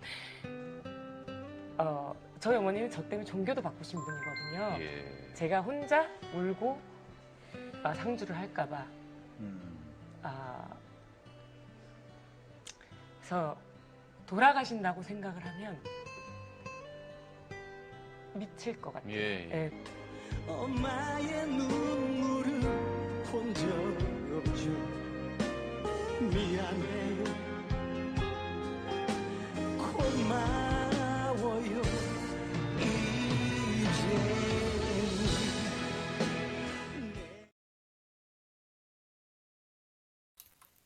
네, 잘 보셨죠? 이 황승환 박사님 어머니의 모성애는 뭐 두말할 것도 없고 특히 이 영상 속에 간간히 비친 배우 이광기 씨의 사연을 혹시 다들 아실까요? 10년 전입니다. 2010년도, 2009년, 10년도에 우리나라에 신종 플루가 지금 이제 코로나19인데 그 당시는 이제 신종 플루라고 해서 그래서 그 유일한 치료제가 타미플루였죠. 아마 기억나실 거예요, 그러면. 근데 그때 신종 플루가 들어와서 이광기 씨의 그 당시 7살이었던 큰아들이 세상을 뜨게 됩니다. 그리고 나서 그것이 신종 플루라는 것을 알게 되고 막 그랬던 많은 사람들이 그 이광기 씨에 대한 이 아픈 사연을 많이 알고 계세요. 근데 이제 몇 년이 지나서 이 부부를 인터뷰를 했는데 이런 이야기를 합니다. 슬픔을 어떻게 극복을 하셨습니까? 그랬더니 슬픔은 극복하는 게 아니라 슬픔을 충분히 풀어낼 수 있도록 서로 간의 속도 차이를 존중하는 게 필요하다. 이때 5살 딸아이가 있었거든요. 딸도 슬픔을 표현할 수 있도록 도와주어야 한다.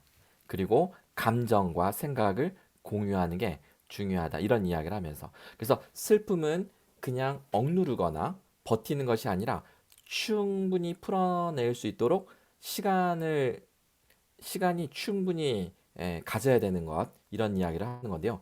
실제 행복을 연구하는 심리학자들도 동일한 이야기를 합니다. 슬픔이란 극복하는 것이 아니라 풀어내는 것이다. 충분한 애도의 시간을 가지고 슬픔을 풀어낼 수 있도록 함께하는 게 중요하다. 이런 이야기를 합니다. 우리의 뇌가 충전될 때는 현재를 살면서 그리고 멍 때릴 때 그러면서 연민의 감정을 느낄 때라는 것을 앞선 이 반전의 스토리를 통해서 살펴보았습니다. 자, 그런데 우리가 황소관 박사님의 어머니의 모성애, 배우 이광기 씨 아빠의 부성애, 자, 이런 것들을 봤는데요. 그러면 우리 부모는 누구로부터 따뜻한 연민을 받을 수 있을까요? 받을까? 부모는 누가 부모에게 연민을 보내줄까요? 그것을 고민한 잘 알려진 소설가가 있습니다. 톨스토이, 다들 잘 아시는 톨스토이. 톨스토이가 우리가 죽을 때 포기할 수 없는 단 하나의 가치가 있다면, 인간이 죽을 때까지 이거 하나만큼은 꼭 경험해야 된다, 그런 가치가 있다면 무엇일까? 그래서 이반 일리치라는 하나의 인물을 설정해서 이 사람이 갑자기 죽어요. 뭐 작가니까 마음대로 이제 할 수가 있겠죠. 의문의 병에 걸려서 갑자기 죽게 됩니다. 그래서 이반 일리치가 죽으면서 어떤 고통을 겪는지, 가장 소중한 가치가 무엇인지, 이것에 대해서 생각을 하게끔 만들어주는 그런 작품인데요. 자, 짧은 영상인데 자막으로 나옵니다. 한번 잘 보세요.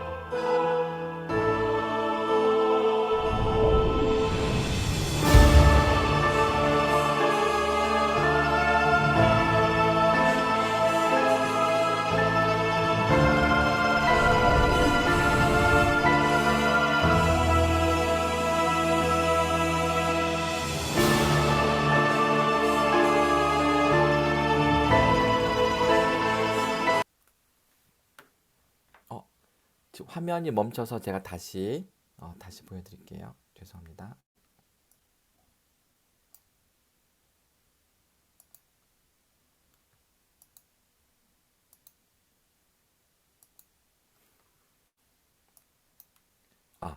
죄송합니다. PPT가 다운이 됐어요. 그래서 제가 다시 공유하도록 할게요. 아이고, 아쉽다. 자, PPT를 다시 시작하겠습니다. 제 강의 파워포인트에 동영상이 많이 들어있어요. 그래서 무겁다 보니까 가끔 이렇게 중간에 다운이 돼요. 그래서 다시 열리면 바로 시작할게요. 지금 어떤 상황인지 대충 감이 오셨나요? 이반 일리치가 어떤 사람이든가요? 공부 잘했고 유능해서 판사가 되었고요. 젊은 나이에. 그래서 성공의 가도를 달리던 사람이었습니다. 정은정님, 내가 쉴 시간을 주는 거네요. 와, 이게 프레임이죠. 긍정적으로 해석하는 프레임. 네, 너무 감사한데요. 성공의 가도를 달리다가 알 수 없는 병에 걸려서 갑자기 죽게 된 거죠. 근데 어느 누구도 이반 일리치의 죽음을 안타까워하는 그런 모습이 보이지 않더라라는 겁니다. 그거에 너무나 실망을 한 거예요. 내가 인생을 헛살았던 것인가 라고 하면서 했던 거죠. 자, 그 상황입니다. 자, 이제 죽음이 거의 코앞에 왔습니다. 자, 다시 화면을 공유하겠습니다.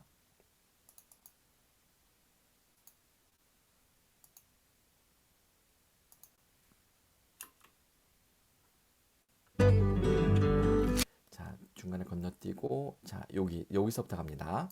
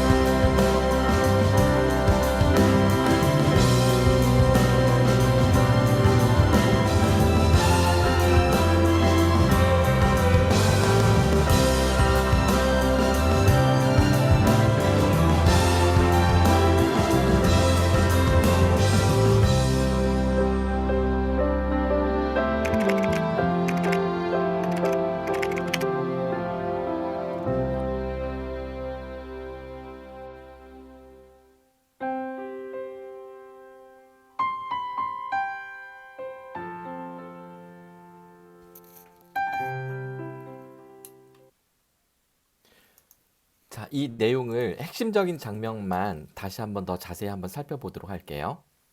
자, 이반 일리치가 죽음을 앞둔 1시간 전, 그때 그의 아들 바샤가 다가옵니다. 그리고 아빠의 손을 잡고 눈물을 터뜨리죠.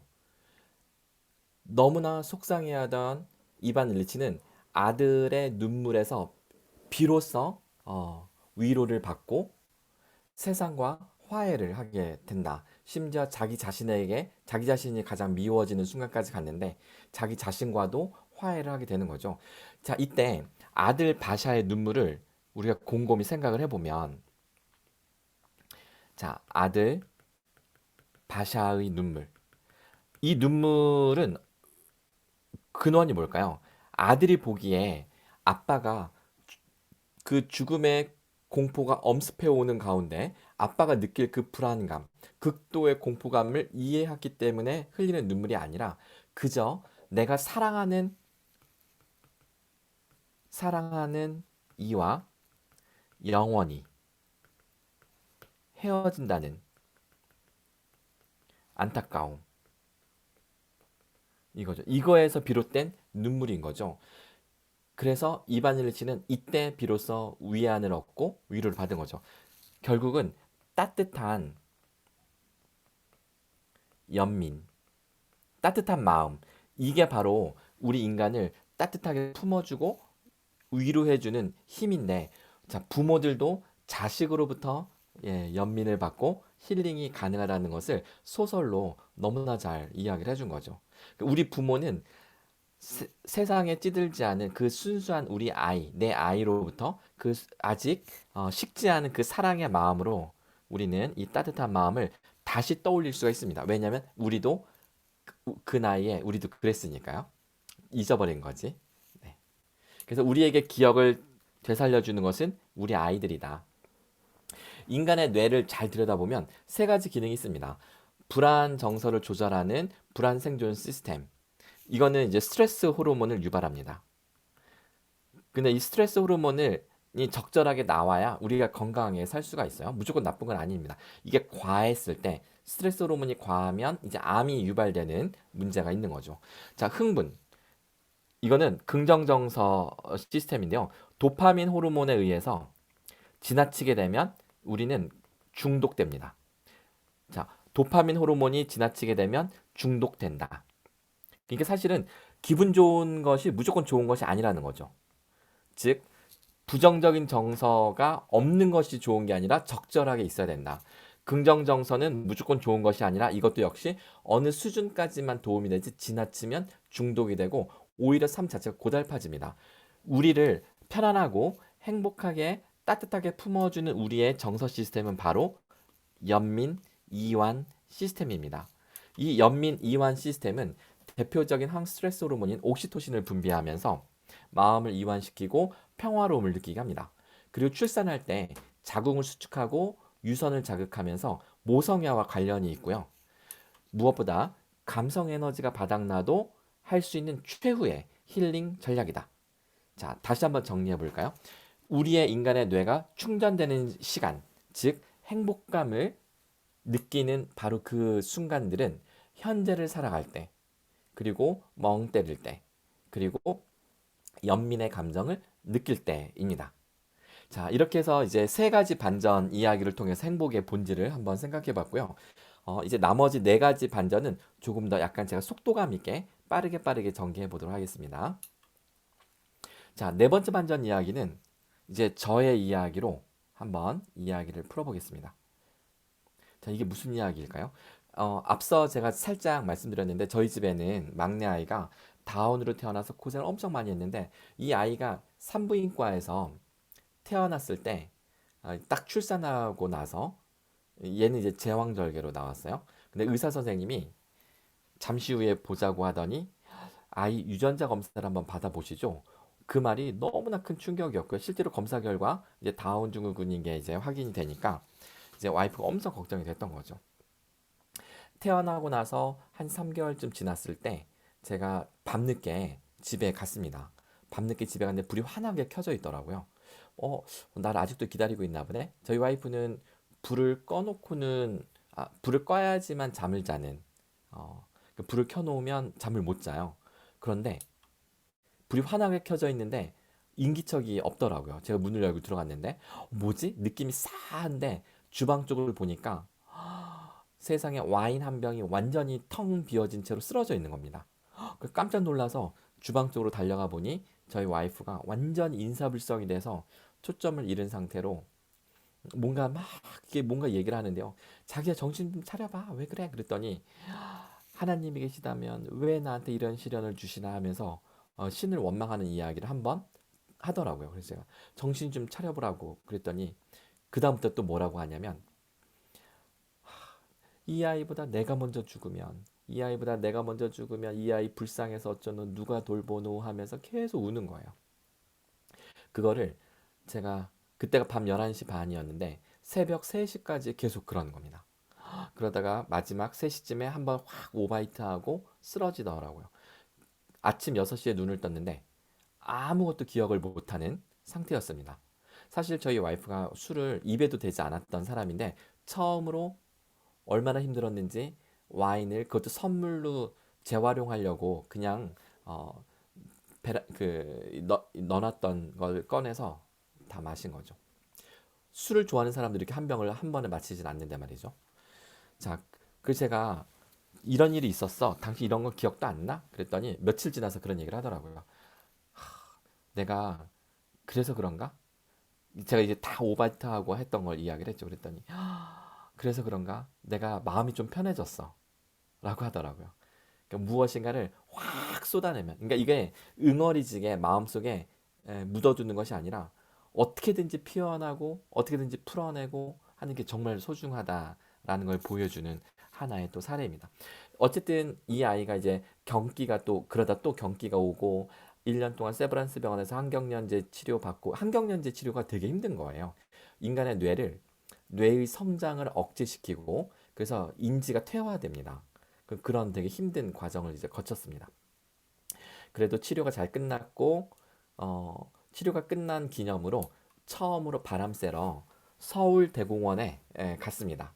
사진을 찍어서 인터넷에 올렸는데요. 페이스북에 올렸는데 이런 댓글이 달렸더라고요. 그 노란 글씨 보시면 하나님께서 박사님 부부가 감당할 수 있기 때문에 하나님께서 그 아이를 보내신 걸 거예요 라고 썼습니다. 우리 흔하게 들을 수 있는 이런 위로의 말이지만 제가 저희 아내한테 이걸 보여줬습니다. 그랬더니 하는 말이 제가 좀 상스럽게 말하지 말고 좀 이렇게 세련되게 표현할 방법 없어? 그랬더니 아니 됐어. 그냥 똥 같은 소리라고 말해줘. 말도 안 되는 이야기지. 라고 하면서 하는 말. 제가 이 말에 엄청나게 충격을 받았습니다. 누가 아이에게 일부러 그런 시련을 주겠어? 와, 저는 그러니까 제가 이게 스스로 위안 삼으려고 하는 억지 위로였구나. 그리고 타인에게도 이런 위로를 섣불리 전하면 이것이 오히려 폭력이 될 수 있겠구나. 억지 의미부여, 억지 위로는 폭력이 될 수도 있겠구나 라는 거를 그때 느꼈습니다. 자, 그래서 스스로가 깨닫는 게 중요하지 이런 억지 의미부여를 할 필요가 없다라는 겁니다. 우리가 느끼면 느껴지는, 슬프면 슬픈 대로 울어버릴 줄 아는 자유. 슬플 때 그런 얘기 하더라고요, 와이프가. 슬플 땐 울 수 있는 자유, 그게 진짜 행복 아니야? 화날 땐 속 시원히 화를 내서 뒤끝을 남기지 않는 게 그게 진짜 행복 아닐까? 근데 듣고 보니까 주변 사람에게도 행복해지더라고요. 왜냐하면 화날 일을 참으면 주변 사람들이 서서히 불안해지잖아요, 그렇죠? 근데 뒤끝 없이 속 시원히 풀어낼 수만 있다면 잠깐 화를 내는 건 충분히 우리가 들어줄 수가 있는 것이니까요. 자, 5번째 반전으로 넘어가겠습니다. 충분히 못 놀았단 말이야. 이건 또 무슨 이야기냐면 제가 저희 큰아이가 7살 때 이야기인데요. 둘째가 5살이고요. 어린이날, 요즘 어린이날 최고의 선물은 뭔지 아세요? 하루 종일 놀아주는 아빠. 하루 종일 놀아주는 아빠가 요즘 어린이날 최고의 선물이라고 합니다. 그래서 저도 완전히 하루를 비우고 어, 그, 그 파주 가기 전에 김포를 지나서 파주를 가나요? 그 김포 근처에 살았었어요. 저희가 이 당시에. 그래서 그 검단 그쪽에 가면 정서진이라고 있죠? 정서진 가서 거기 넓잖아요. 하루 종일 뛰어다니고 애들 자전거 태우고 저는 발바닥이 부르트도록 뛰어다니고. 근데 이제 해가 뉘엿뉘엿 넘어갈 즈음에 와이프가 얘들아 이제 그만 놀아. 아빠 내일 출근해야 돼. 힘들어. 아빠 발 부르트 다 부르트잖아. 자 이제 그만 놀아. 됐어. 그런데 저희 아이들이 엄마 조금만 더요. 조금만 더. 그런데 안 돼. 빨리 자 얼른 차에다 하루 종일 놀았잖아. 충분히 놀았잖아. 이렇게 한 거예요. 어쨌든 차에 태웠습니다. 그리고 집에 왔어요. 엘리베이터 앞에 딱 섰는데 엘리베이터 앞에서 갑자기 저희 큰아이가 충분히 못 놀았단 말이야 하면서 갑자기 소리를 확 지르면서 눈물을 확 쏟아버리는 겁니다. 그래서 저희 부부가 깜짝 놀라서, 왜냐면 이 아이는, 잠시만요. 제가 노트북에 충전선이 꽂아야 될 것 같아요. 잠시만요. 오케이. 네, 됐습니다. 아빠, 엄마, 그 다음에 우리 딸, 그리고 우리 아들, 5살 막내, 이렇게 있는데 얘가 갑자기 펑 터뜨리면서 울어버린 거죠. 소리를 큰 소리로. 얘는 항상 해맑고 엄마 아빠한테 싫은 소리 한 번도 한 적이 없었던, 정말로요. 그러니까 이날 충분히 못 놀았단 말이야 하고서 눈을 팍 쏟으니까 저희 둘이 깜짝 놀래가지고, 깜짝 놀래가지고 쳐다봤는데 이 아이가 너무 본인도 당황했는지 깜짝 놀라면서, 근데 이 사건이 너무나 각인이 됐습니다. 그래서 저랑 와이프랑 우리 다음에 놀러 갈 때는 애들 원 없이 놀아주자. 그래서 얼마 후에 어디로 놀러 갔냐면 서울 잠실에 있는 롯데월드에 놀러 갔습니다. 롯데월드 폐장 시간이 몇 시일까요? 롯데월드 문 닫는 시간. 이거 아시는 분 없을걸요? 롯데월드 문 닫을 때까지 놀아보신 분 아마 없을걸요? 채팅창에 한번 써보세요. 땡. 12시 아닙니다.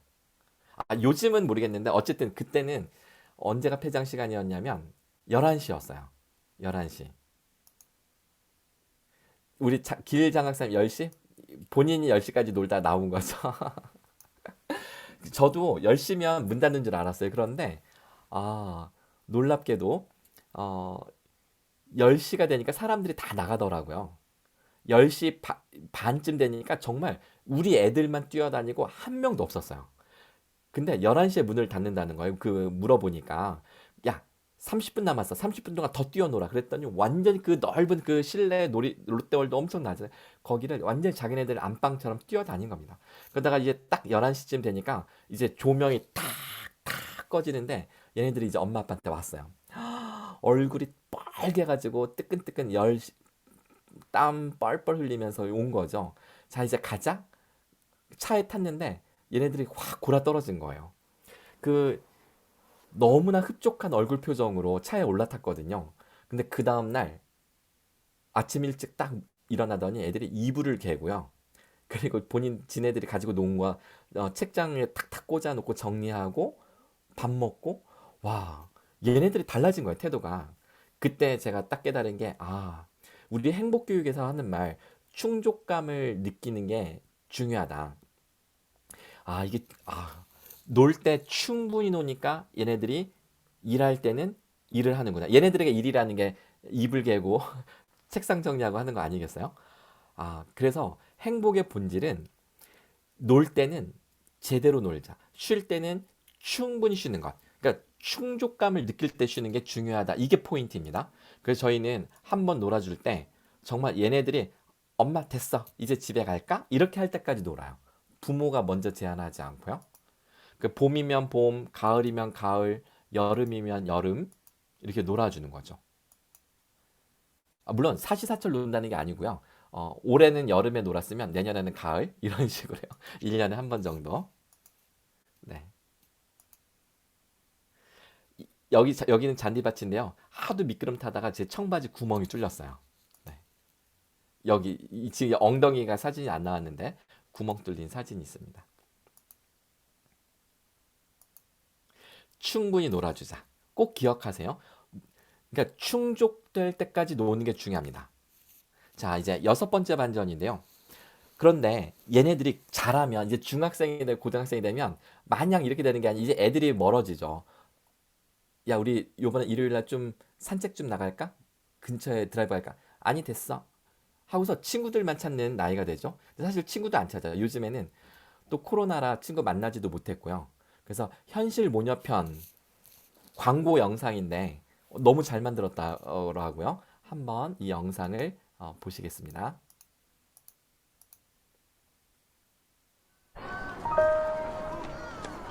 유정아, 친구랑 놀아도 괜찮아.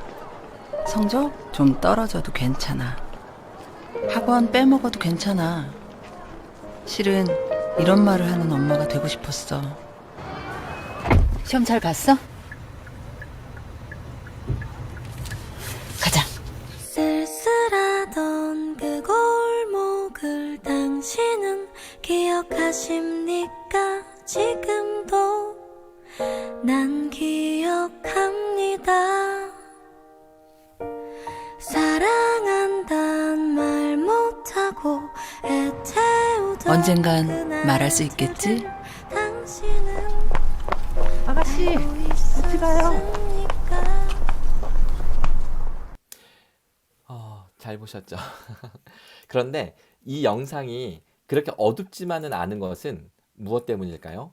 이 딸아이는 엄마가 늘 그 자리에 있다라는 그 믿음으로 이 아이는 그저 사춘기라는 과정을 통과하고 있을 뿐인 거고, 그래서 그 듬직한 믿음이 아마 이 영상이 우리 마음에 애잔하게 그 여운을 남기는 이유가 아닌가 생각이 됩니다.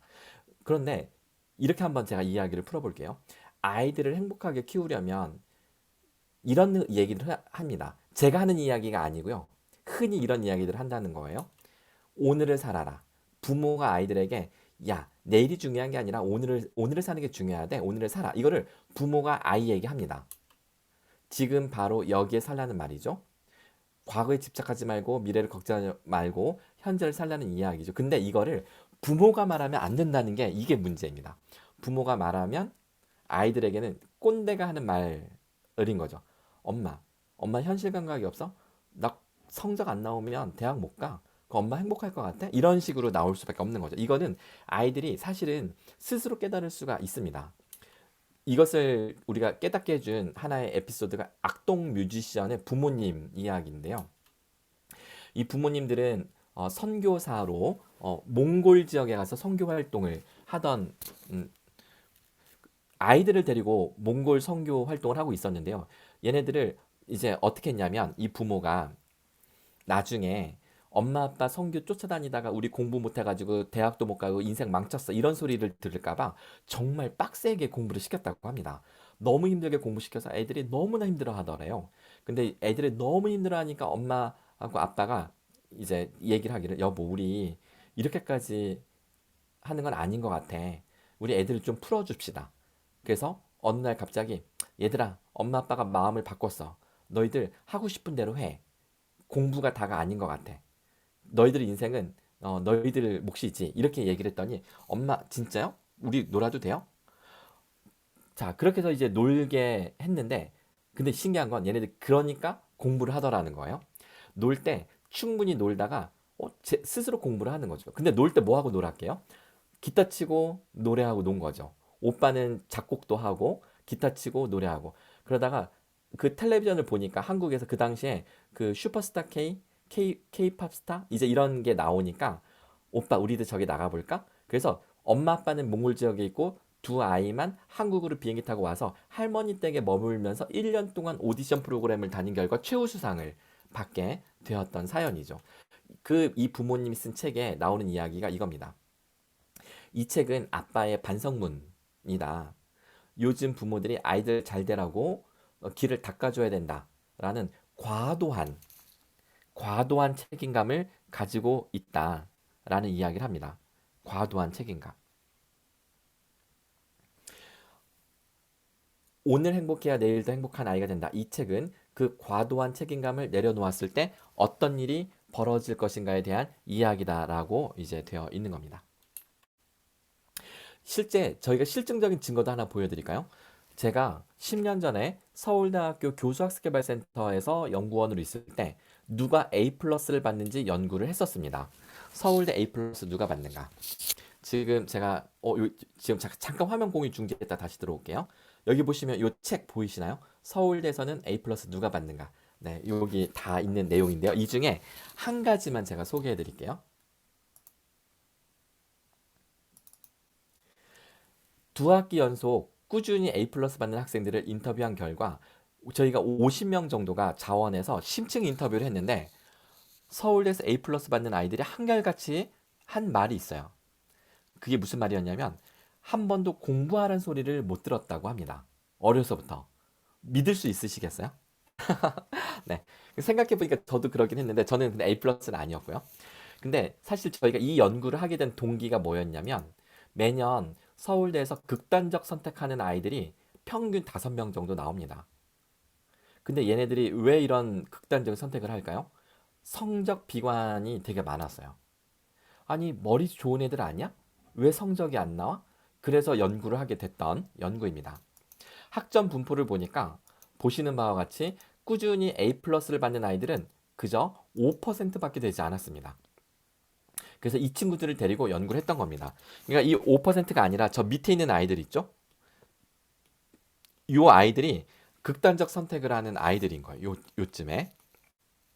근데 얘네들은 찾아낼 수가 없어요. 얘네들은 극단적 선택을 하고 나서야 비로소 조사를 하면 얘가 남긴 유서 혹은 흔적을 보면 아, 너무 힘들었구나. 왜 진작 말하지 않았을까?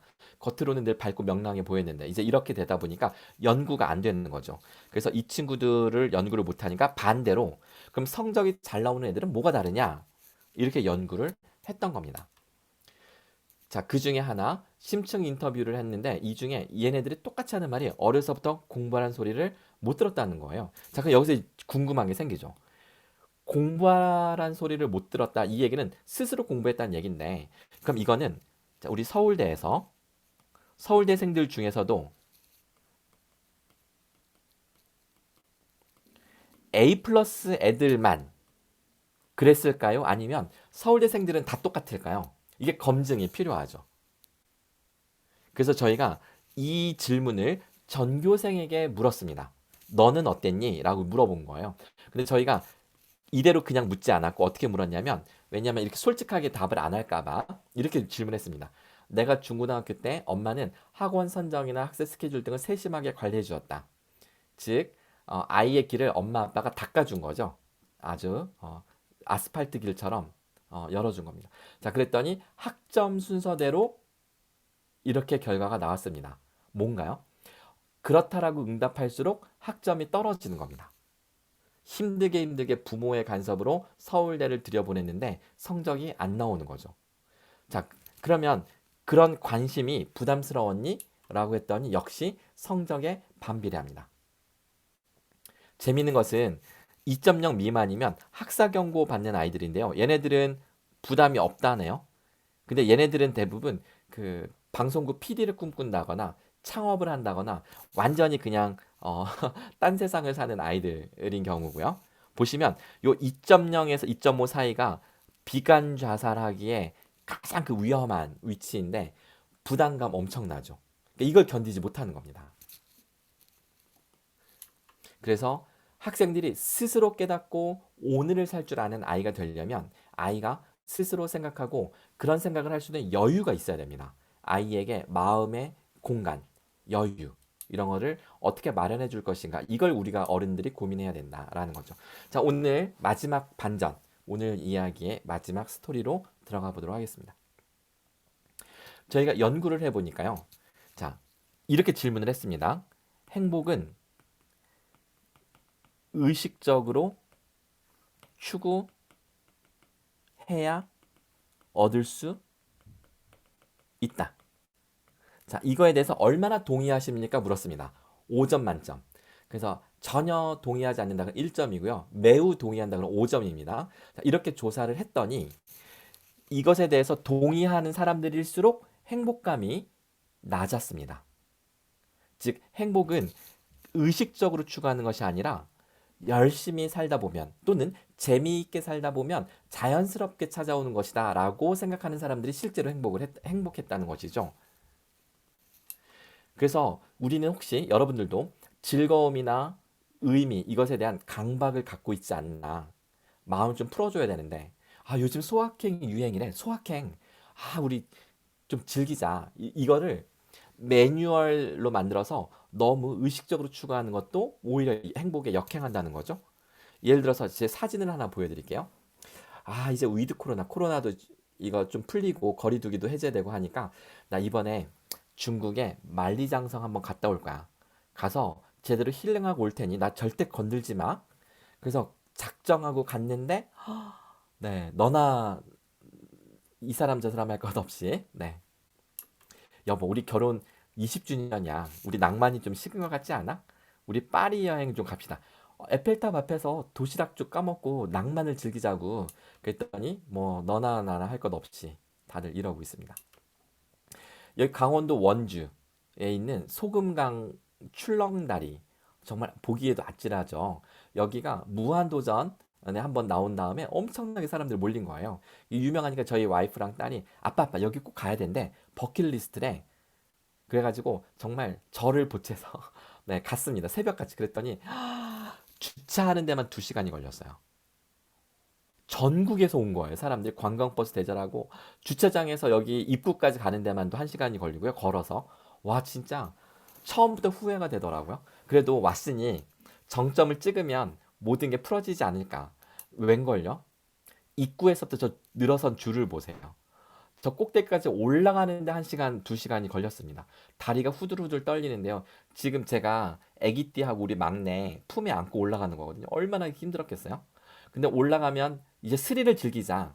스릴은 웬걸? 다리에 둥둥 매달려 있는 사람들 사이에 껴가지고요. 안락감이 느껴지더라고요. 다 건너가서 야, 그래도 우리 인증샷 찍어야 되지 않겠니? 자, 웃어봐. 자, 인증샷. 근데 얼굴 표정이 도저히 웃어지지 않는 표정이었습니다. 우리 애들이 원래는요, 이렇게 밝은 아이들, 아빠 연구실에 놀러 오면 제가 셔터만 누르면 사진이 예술이 되는 아이들입니다. 이런 아이들. 그런데 이날은 이랬습니다. 저만 웃고 있네요. 커다란 목표건, 소박한 행복이건 유행과 추세에 떠밀려서 추구하는 것은 행복과 거리가 멀다라는 겁니다. 네, 이제 강의 마무리를 한번 해볼게요. 하루는 그 특수교육센터에서 행복 강의를 해달라는 연락이 저한테 왔었어요. 특수교육센터가 이제 장애 학생들 그 교육하는 담당 이잖아요. 아마 우리 파주교육지원청도 특수교육센터가 아마 옆에 바로 붙어 있을 텐데 학부모들이 장애아이를 둔 엄마들은 너무나 행복감이 낮기 때문에 행복 강의를 해달라고 연락이 온 겁니다.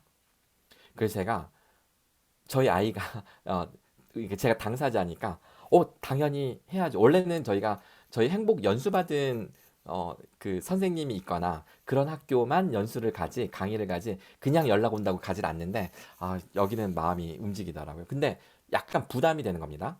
1달 정도 일정을 남겨놓고 제가 약간 조심스러운 마음에 와이프한테 물었습니다. 자기야, 우리처럼 장애를 둔 부모는 스스로 행복해져야 되잖아. 근데 그게 말이 쉽지 의식적으로 행복해지려고 해서 될 일은 아닌 거잖아. 당연하지. 저희 와이프가 당연하지. 그래서 제가 그럼 어떻게? 저절로 행복해야 하는데 의식적으로 하지 말고. 근데 그게 쉽지가 않잖아. 이렇게 제가 물은 겁니다. 왜냐면 제가 가서 저는 와이프가 그러더라고요. 내가 장애 학생들 엄마들 강의하러 갈 거다 그랬더니 근데 내가 뭐 조심할 거 좀 있을까? 왜냐 엄마들 마음을 잘 모르잖아. 아빠는 또 한 발 떨어져 있기 때문에. 그랬더니 저희 와이프가 하는 말이 가가지고 절대 이런 말 하지 마. 무슨 말? 내가 장애 아이를 둔 부모로서 여러분들의 마음을 이해할 수 있습니다. 이딴 소리 절대 하지 마. 사람마다 다 다르다고. 다 케이스 바이 케이스야. 당신은 모든 걸 자꾸 이렇게 의미 부여하고 억지로 퉁치려고 하는데 절대 그런 거 하지 말라고. 워낙 저를 잘 아니까. 그래서 제가 이 자문을 구한 거예요. 그래가지고 그래 알았어. 그러면 엄마들이 스스로 행복해져야 되는데 무슨 뭐 방법이 있는 거야? 이렇게 물은 거예요. 그랬더니 저희 와이프가 하는 말이 불행하지 않은 것, 슬프지 않은 것만이 행복한 건 아니지. 그게 중요해. 삶이라는 게 기쁠 때도 있고 슬플 때도 있고 그게 하루에도 수없이 왔다 갔다 하는 건데 그것은 있는 그대로 풀어낼 줄 아는 게 그게 행복인 것 같아 라고 하는 거예요. 그래서 제가 너무나 와닿는 이 표현에 제가 이런 말은 녹음해야 되겠다 싶어가지고 제가 스마트폰에 녹음기 버튼을 얼른 눌렀습니다. 그러면 계속 좀 더 말해보라고 눈치를 줬어요. 그치. 그랬더니 하는 말이 슬플 땐 충분히 슬퍼하는 게 행복 아닐까? 그 슬픔을 꼭 눌러서 그렇게 감정이 가는 것하고 슬픔을 발산해서 그렇게 감정이 가는 것하고 그것은 삶에 있어서 정말 큰 차이거든. 사람의 정신에 있어서 엄청 큰 파워의 차이를 가져오거든. 이렇게 얘기를 하는 겁니다. 저는 이 말이 정말 나지막하게 말을 했는데 이 말이 딱 끝나는 순간에 정말 뒤통수 한 대 세게 얻어맞는 느낌이 들면서 감정을 풀어내는 게 중요하다. 근데 그때 또 떠오르는 게 저희가 그 당시 서울대 연구소에서 서울대생들을 연구해 보니까요. 서울대 학생들도 행복감이 높은 아이들이 있고 낮은 아이들이 있는데 우리 서울대생들 중에서도 행복감이 높은 아이들, 낮은 아이들 두 집단을 나누었습니다. 그랬더니 어떤 아이들은 하루 중에 긍정, 부정 감정이 오르락 내리락 하는 거예요. 긍정, 부정이. 근데 어떤 집단은 딱히 긍정적이지도 딱히 부정적이지도 않고 그냥 이렇게 무덤덤하게 가는 거죠. 자, 이 두 집단, 자, A와 B 중에 어떤 집단이 행복감이 높은 아이들이었을까요? 하루 중에 긍정, 부정 정서를 자주 여러 번 왔다 갔다 하는 아이들? 아니면 그냥 잔잔한 아이들? 행복감이 높은 아이들은 그렇습니다. A예요. A입니다. B가 아니에요. B는 행복감이 낮은 아이들의 특징이었습니다. 행복감이 낮은 아이들. 인터뷰를 해보면요. 기분 좋을 때 기분 좋은 걸 표현하면 죄책감이 느껴진대요. 그러면 안 된다는 생각이 든대요. 슬플 때 슬픔을 표현하면 내가 뭔가 능력이 부족하고 함량 미달인 사람처럼 비춰질까봐 슬픔을 억누른다고 합니다. 행복감이 낮은 거죠. 그게 이제 극단적 선택으로도 연결될 수도 있는 아주 위험한 것이죠. 그래서 행복이란 자신의 감정을 예민하게 알아차리고 그것을 그대로 있는 그대로 풀어낼 줄 아는 사람들. 기쁠 땐 기쁘다 표현하고 슬프거나 외로울 땐 그 외로움을 그대로 느끼면서 나 외로워 라고 할 수 있는 사람이 행복감이 높다는 거죠. 그래서 긍정정서는 긍정정서대로 부정정서는 부정정서대로 둘 다 정확하게 기능하는 것. 이게 진짜 건강하고 행복한 사람이다 라는 것입니다. 한쪽으로 긍정으로 쏠리는 것이 절대 행복이 아니라는 점을 꼭 명심해 주시면 좋을 것 같아요. 그래서 YOLO 라이프도 좋지만 신중하게 사는 의미를 추구하는 요도 지구가 무너져도 나무 한 그루 숨겠다. 이 마음도 소중하고요. 그리고 이 순간순간을 즐기겠다는 마음도 소중해서 작지만 확실한 행복, 소확행. 작지만 확실한 의미, 소확의. 이 두 가지를 모두 추구하면 좋겠다. 행복의 반대말은 무엇일까요?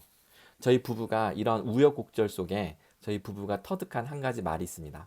행복의 반대말은 우리 지금 배정덕님 뭐라고 지금 파란색으로 쓰시려고 했는데 뭐라고 쓰시려고 했을까요? 밑에다가 행복의 반대말은 저희가 느끼기에는 불행이 아니라 무감각이다. 느낄 수만 있다면 모든 것을 행복으로. 와이프가 이런 얘기를 하더라고요. 자기야, 내가 우리 막내 태어나고 달라진 게 있어. 뭐가 달라졌는지 알아? 뭔데?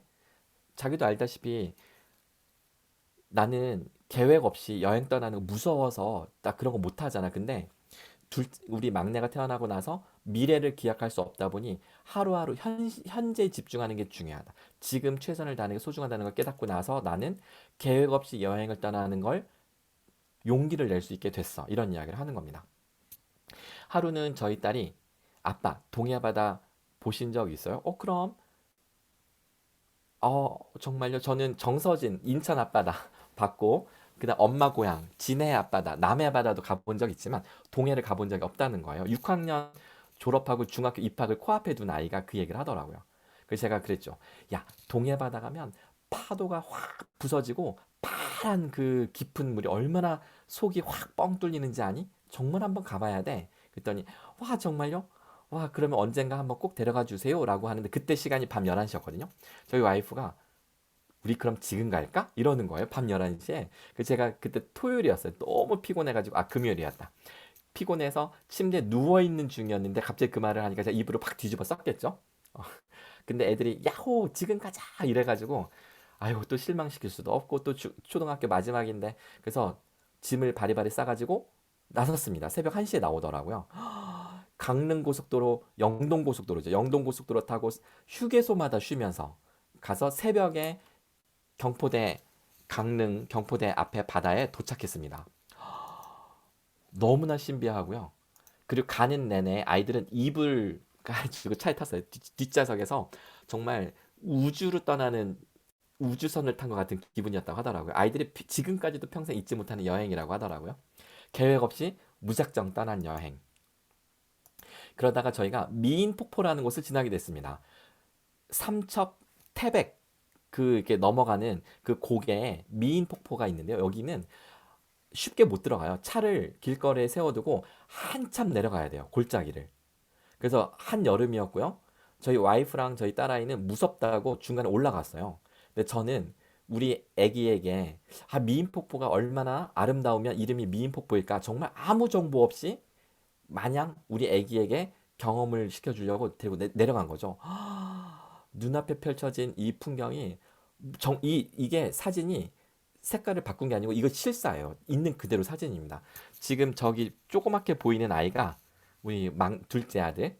지금 이제 중학생인데 그리고 근데 우리 지금 아기를 보세요. 아기 보면 눈을 동그랗게 뜨고 있죠? 근데 얘가 항경련제 치료를 끝낸 지 얼마 되지 않아서요. 항경련제라는 게 그 약물이 ADHD 아시죠? 막 교실 돌아다니는 아이들 집중하지 못하고 그 아이들에게 처방하는 약을 딱 먹이면 애들이 이렇게 무기력해져요. 이제 그런 그 기제를 가지고 있는 약물입니다. 항경련제라는 게 사람을 무기력하게 만들어서 그냥 가만히 있으면 이렇게 푹 정신줄을 놓게 되는 눈을 감고 근데 이 아이를 머리를 툭 쳐야지 얘가 눈을 살짝 떴다가 또 이렇게 눈이 감기고 이런 아이를 데리고 여행 중이었는데 지금 보시면 눈을 동그랗게 뜨고 있죠. 이 아이가 자력으로 스스로 눈을 동그랗게 뜬 최초의 사진입니다. 제가 이거를 어떻게 발견했냐면 앞을 보고 있으니까 전 모르잖아요. 이 아이가 어떤 표정인지를. 근데 이 미인폭포 앞에 가서 와 대박이다 이러고 있는데 앞에서 막 얘가 막 발버둥을 치는 거예요. 그래가지고 제가 스마트폰에 셀카 모드로 이렇게 동영상으로 이렇게 이 아이 얼굴을 비춘 거죠. 어떤 표정인가 한번 보실까요? 지금 여기 되게 파랗죠. 자, 제가 플레이 한번 계속 해볼게요.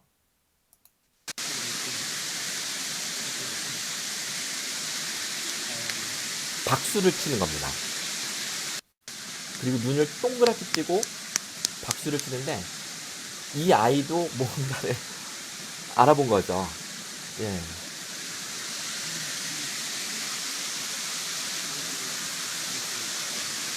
저 시원한 물소리 하며 아니 이게 지적 장애가 있고 항경련제 치료 받으면서 인지가 퇴화된 아이인데 이 아이가 보고 눈 동그랗게 뜨고 박수 칠 정도라면 정상적인 인지 기능을 가진 사람들은 이런 계획 없이 떠난 그래서 우연히 맞닥뜨린 이러한 절경에 얼마나 큰 감동을 받을 것인가. 근데 우리는 모든 것을 계획하에 움직이면서 이런 코스를 모르면 지나치게 돼 있죠. 이런 경험이 몇 번 쌓이니까요. 우리 둘째가 네가 누구세요? 이제 서기 시작합니다. 자, 네가 자꾸 네가 준비 자세하고 1, 2 할 거야 아마 1, 2, 3, 4, 5, 6, 7, 8, 9, 10 1, 2, 3, 4, 5, 6, 7, 8, 9, 10 자, 이때 이 아이가 쓰다가 이렇게 딱 쓰러질 때 아이고 실수했네 이렇게 하는 것이 아니라 쓰러지는 것도 놀이. 예. 절대 잘했다 못했다의 피드백을 주면 안 된다는 것. 이것도 꼭 명심해 주시기 바랍니다. 교육에서 피드백이 중요하다고 하지만 그것은 교육학자들의 행복을 오해했던 교육학자들의 커다란 착각이었고요. 행복 연구를 해보니 교육에서 진짜 중요한 것은 피드백이 아니라 감탄이다. 자, 제가 여기 써드릴게요. 교육에서 진짜 중요한 것은 피드백이 아니고 감탄, 끊임없는 감탄이 중요하다.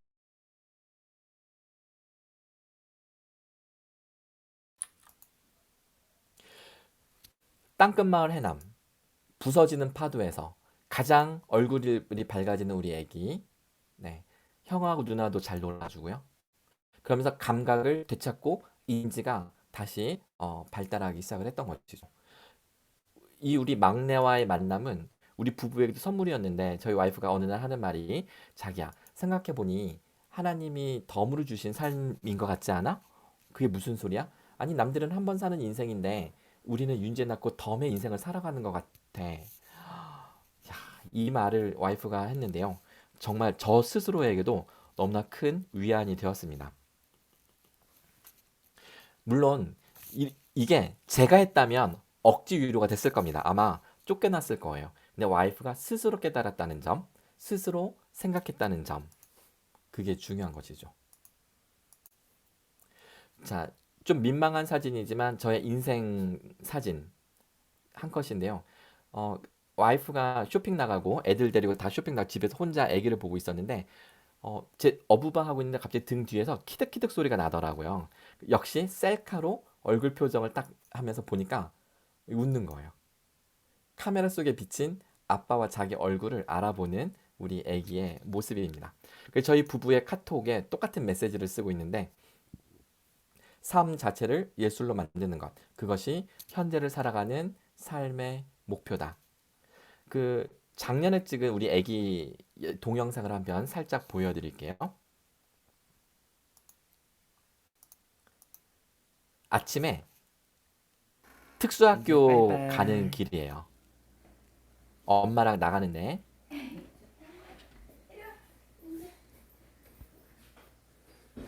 저하고 헤어지기 싫어서 눈을 마주치는 건데요.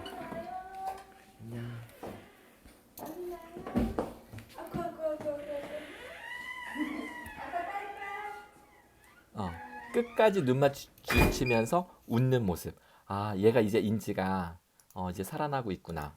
이런 생각이 들었습니다. 제가 영상을 한 편 준비한 게 있었네요. 이 영상으로 오늘 강의를 마무리하면 좋겠다, 이런 생각이 듭니다. 이게 어떤 거냐면 몰래카메라인데요. 40개월 아기를 둔 아빠들을 대상으로 청소년 아빠 설문조사를 합니다. 근데 이게 몰래카메라예요. 한번 보실게요. 진영이 아빠 항상 미안해요, 걔한테는.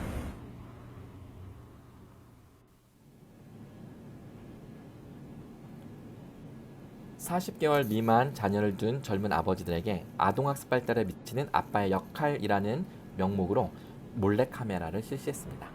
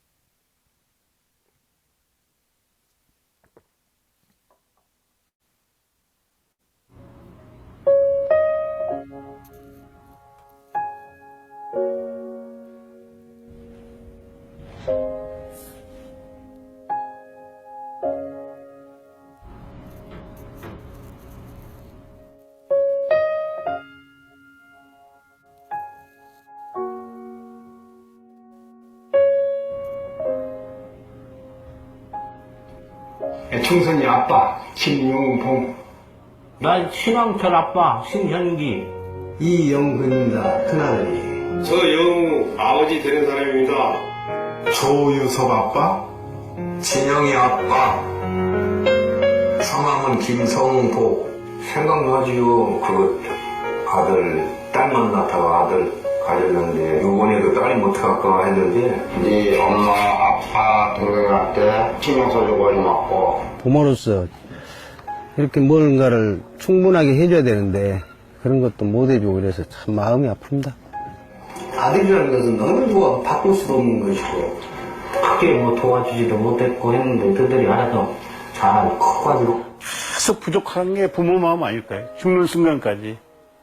그런 제가 그런 마음으로 살고 있어요. 계속 부족한 거예요. 너무 엄하게 했던 게 그래서 미안해.